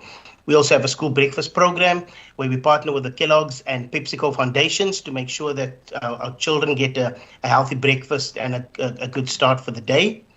We have a youth internship where we take young people with a matric certificate but no experience, and we put them through a 6-month accredited internship program, a CETA accredited 6-month internship program. And then we also undertake special projects. So in 2019, we undertook a project in 2020 with the Solidarity Fund to make sure we get 70,000 food parcels across the country to desperate households. And then in 2020 into 2021 and 2022, we worked with the Western Cape Health Department where they assessed children up to the age of 5 years that were diagnosed as suffering from malnutrition, and we made sure we got a healthy food parcel door to door to those communities. And this is where we think we can work with you guys. So the Household Food Security Program is intervention with specific outcomes. We provide food parcels to families that have been assessed by nurses, social workers, dietitians, community health workers. We target children and adults with chronic malnutrition, and we deliver a food parcel directly to their door. This is one of our recipients that got a food parcel, and it was just, you can see the kind of circumstances some people are living in, but we were able to provide them with the food that they needed to survive during that COVID-19 difficult time. These are food parcels prepped and ready to go to the respective homes. So we suggest that we get credible data from the Department of Health and the community health centers regarding malnutrition, that we target patients suffering from malnutrition, and that we also target at-risk households to prevent malnutrition. We propose a one-year intervention that could be extended depending on the success, and that we approach corporates as well as the Department of Social Development to fund this program. The Department of Health and other partners can assess this program every 6 months. Thank you, Commissioners. That's my presentation. I will end share screen and take any questions at this time.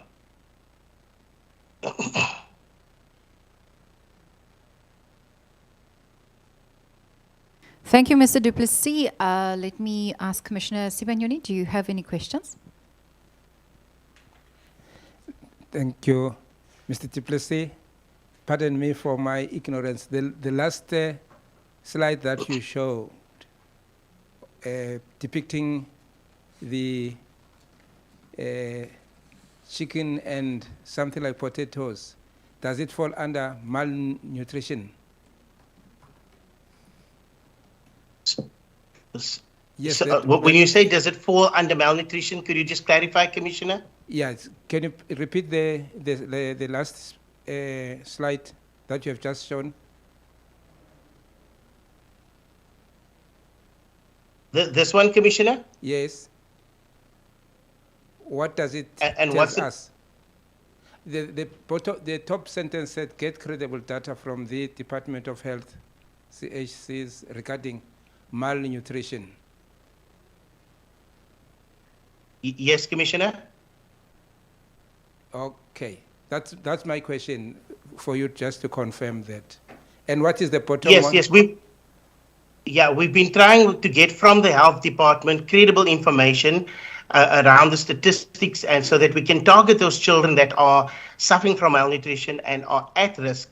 And to no avail, we've reached out to them, they know our details, but they just have not come and said, okay, let's have a sit-down meeting and let's talk about and see how we could partner with one another. Okay, thank you. That was my only question. Thank you very much. Commissioner Makwetla? I don't have any question except to say that you're doing a very good rural development project. Thank you. Thank you very much, Commissioner. Okay, Mr. Du Plessis, I just want maybe one or two comments and questions from my side. So, if the data of at-risk children become available to you in your organization, will you be able to upscale the rollout of your current interventions? Well, we would need partners to come on board, and we can certainly approach partners from outside. The Department of Social Development would need to come, but we can certainly do that.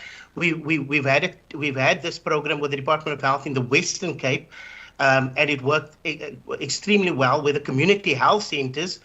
They did the home assessments of families that were at risk of food insecurity and malnutrition.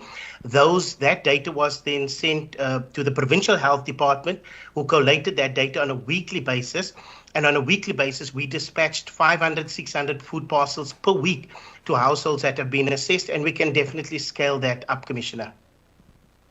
Okay, but you say that you have made this proposal to the provincial department, and you haven't heard anything back. And is that the Department of Social Development?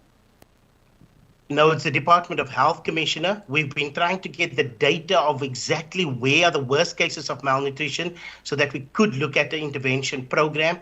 But on one occasion, the Health Department said, no, just give us the food, we'll sort it out. And we say, no, let's follow a targeted approach and a home-based assessment approach, and we'll deliver the parcels directly to people's doors. We want to avoid corruption. We want to avoid food parcels ending up in the wrong hands. We want to avoid the politicization of food, and then we haven't heard back from them. They are just not willing to provide information and work with us so that we can address the problems in their province. So in your view, you have a program that can assist, that has been successful in another province, and should that proposal or should a cooperative approach be undertaken by the government in this province, that you will be able to assist in feeding at-risk children? Absolutely, Commissioner. We've got experience with this over many, many years. Our organization has been going for 13 years, and we can definitely do this at scale. We've got branches across the country. We've got trucks in every province, and we are able to do this at scale, provided we get the support we need, such as the likes from the Department of Social Development and the Department of Health in those provinces, in that province. So why do you think they are not coming to the table? So I don't know. We don't know enough about the health department in the Eastern Cape to be able to answer that. All I can say is that there could be other agendas at play. But all we were doing was offering assistance, and they haven't even come back to say, okay, let's at least talk and see how this assistance could unfold. So, I'm not sure if the people there, there's a lack of political will, or if there's just not competent people able to address this. I can't pinpoint what the issues are. All I know is children are dying of malnutrition. It is preventable, and we are able to assist in that prevention. Then just a quick follow-up on that. You've indicated you've got several of the major retailers already assisting you in the rollout of this project. Are you also looking to join other retailers, or do you have the major ones on board already? No, we have the major retailers, manufacturers all on board already, and we will certainly consult with them about a very specific intervention in the Eastern Cape following the outcomes of this commission. But we have them on board as partners already. And aside from the Department of Health, have you contacted any other government stakeholders within the province? Any oversight stakeholders? None at present. We were hoping to at least get information first from the health department, and then we were going to approach the Department of Social Development, Minister Zulu. We have a very good relationship with Minister Zulu, and we were hoping to present something to the Department of Social Development there and the Provincial Department of Social Development about partnership opportunities. But we need data to be able to take this process forward, right? We can't go in blind. We need information. We need to know where the worst cases of malnutrition are so that we can follow a targeted approach and address this thing at a household level, Commissioner. I thank you, Mr. Du Plessis. Just maybe a parting comment from my side. So am I correct to understand you that the only thing from which is preventing your organization from addressing children dying of hunger is a set of data which you've requested from the Department of Health? Absolutely. If we know where the data is, we can talk with the Department of Social Development about a partnership, and then we can approach various other partners like our supply chain partners, Pick n Pay, Woolworths, Food Lovers Market, Tiger Brands, Rhodes Foods, RCL. Those are all our partners that we could then approach to look at some kind of targeted intervention. Commissioner Makwetla? That Department of Social Development have got data. Have you tried to talk to them? Yes, so not specifically around this program, but I can assure you, if the Department of Health doesn't even have the data, I don't see how the Department of Social Development can have that information, Commissioner. I just don't see it. And the two departments don't necessarily talk with one another. What we're trying to do is get at community level, at local level, what are the households that are suffering from malnutrition. The Department of Social Development will tell you that, we can't help everyone, and we look at the social relief of distress information, and there people go onto a list, and not all can be assisted anyway, Commissioner. Okay, Mr. Du Plessis, that was very helpful. Thank you very much. You might want to tune in for the next few days. We will be hearing from the Office of the Premier this afternoon, the Department of Health, Tembi, tomorrow, and as well as the Department of Social Development tomorrow afternoon. So maybe we will be getting information and data from them and potentially fast-track this process of not allowing our kids to die of hunger because of a lack of data. All right. Absolutely, thank you. Commissioner. Thank you. Thank you, Mr. Duplessis. You are released from this session, and with that, I also request, Commissioner Chairperson, that we break for lunch. And Tembi, we return at 2 o'clock for the Office of the Premier, who will be online. Is that in person? Perfect. Thank you so much. For those who are joining us online as well, we will return in 45 minutes. Thank you.